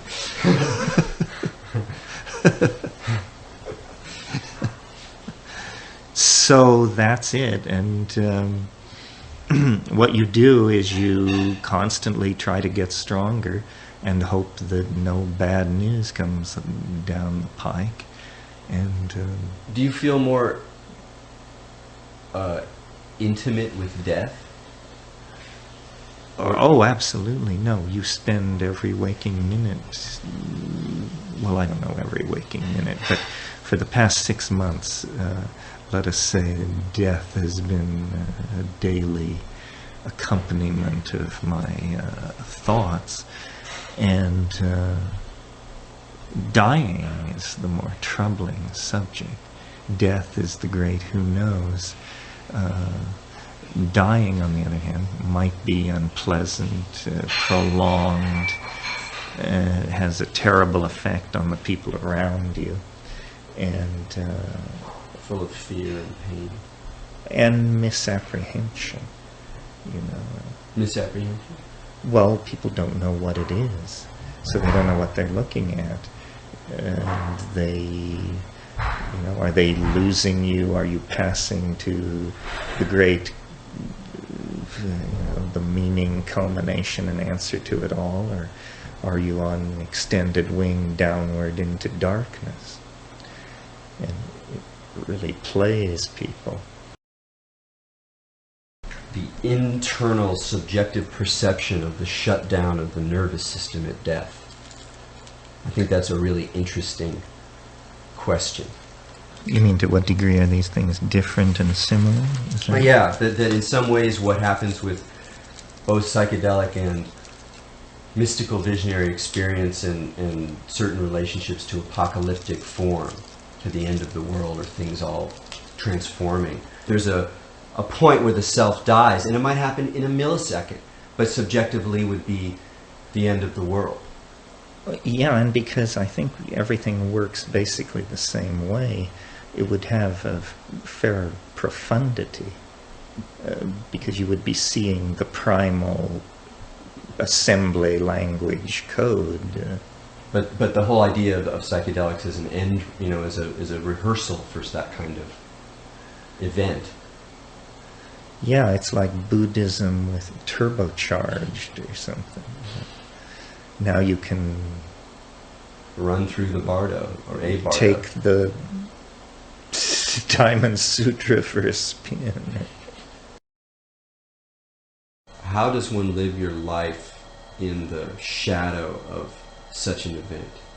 You know, what does it mean to live in the shadow of a different kind of culmination? You know, or how does one live in a post-human? Well, maybe that's how you actually can change your existential mooring. That's what you deal with. That's the peg you move, is this image of your own fate or end of life, or what exactly all this stuff is worth to you. And as you move that around, you see things differently. How has a lifetime of psychedelic use, an adult lifetime, from teenage, sort of set you up for facing death? Well, I guess it leads you to the idea that things are probably more complicated than you can suppose. Therefore, supposition is not to be trusted. So, in other words, given how weird life has been, why rush to prejudge death? It's bound to be mighty strange. Life was mighty strange. And I'm curious. You know, I would think anybody would be curious. I mean, it's an interesting situation to be told that you have a very limited amount of life, death, because it composes your mind for you wonderfully. And you know, start paying attention, asking the questions, and I have no insight into what it will be, but I suspect it isn't what anybody thinks it is.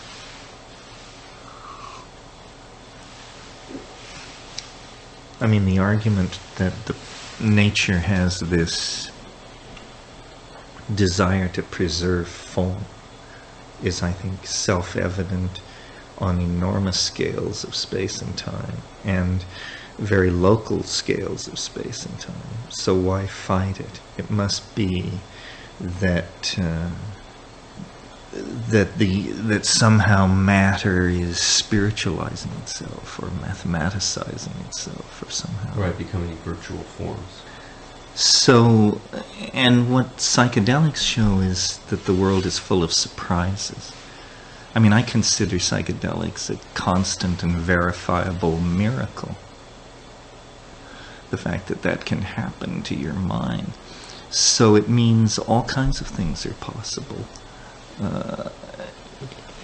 Nothing is to be assumed or prejudged, given A, biology, B, psychedelics and culture.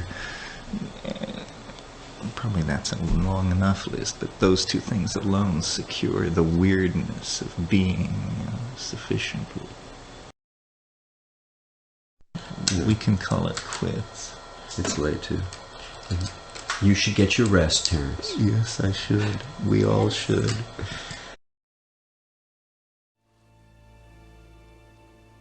What happened to your mercy? I'm a count, not a saint.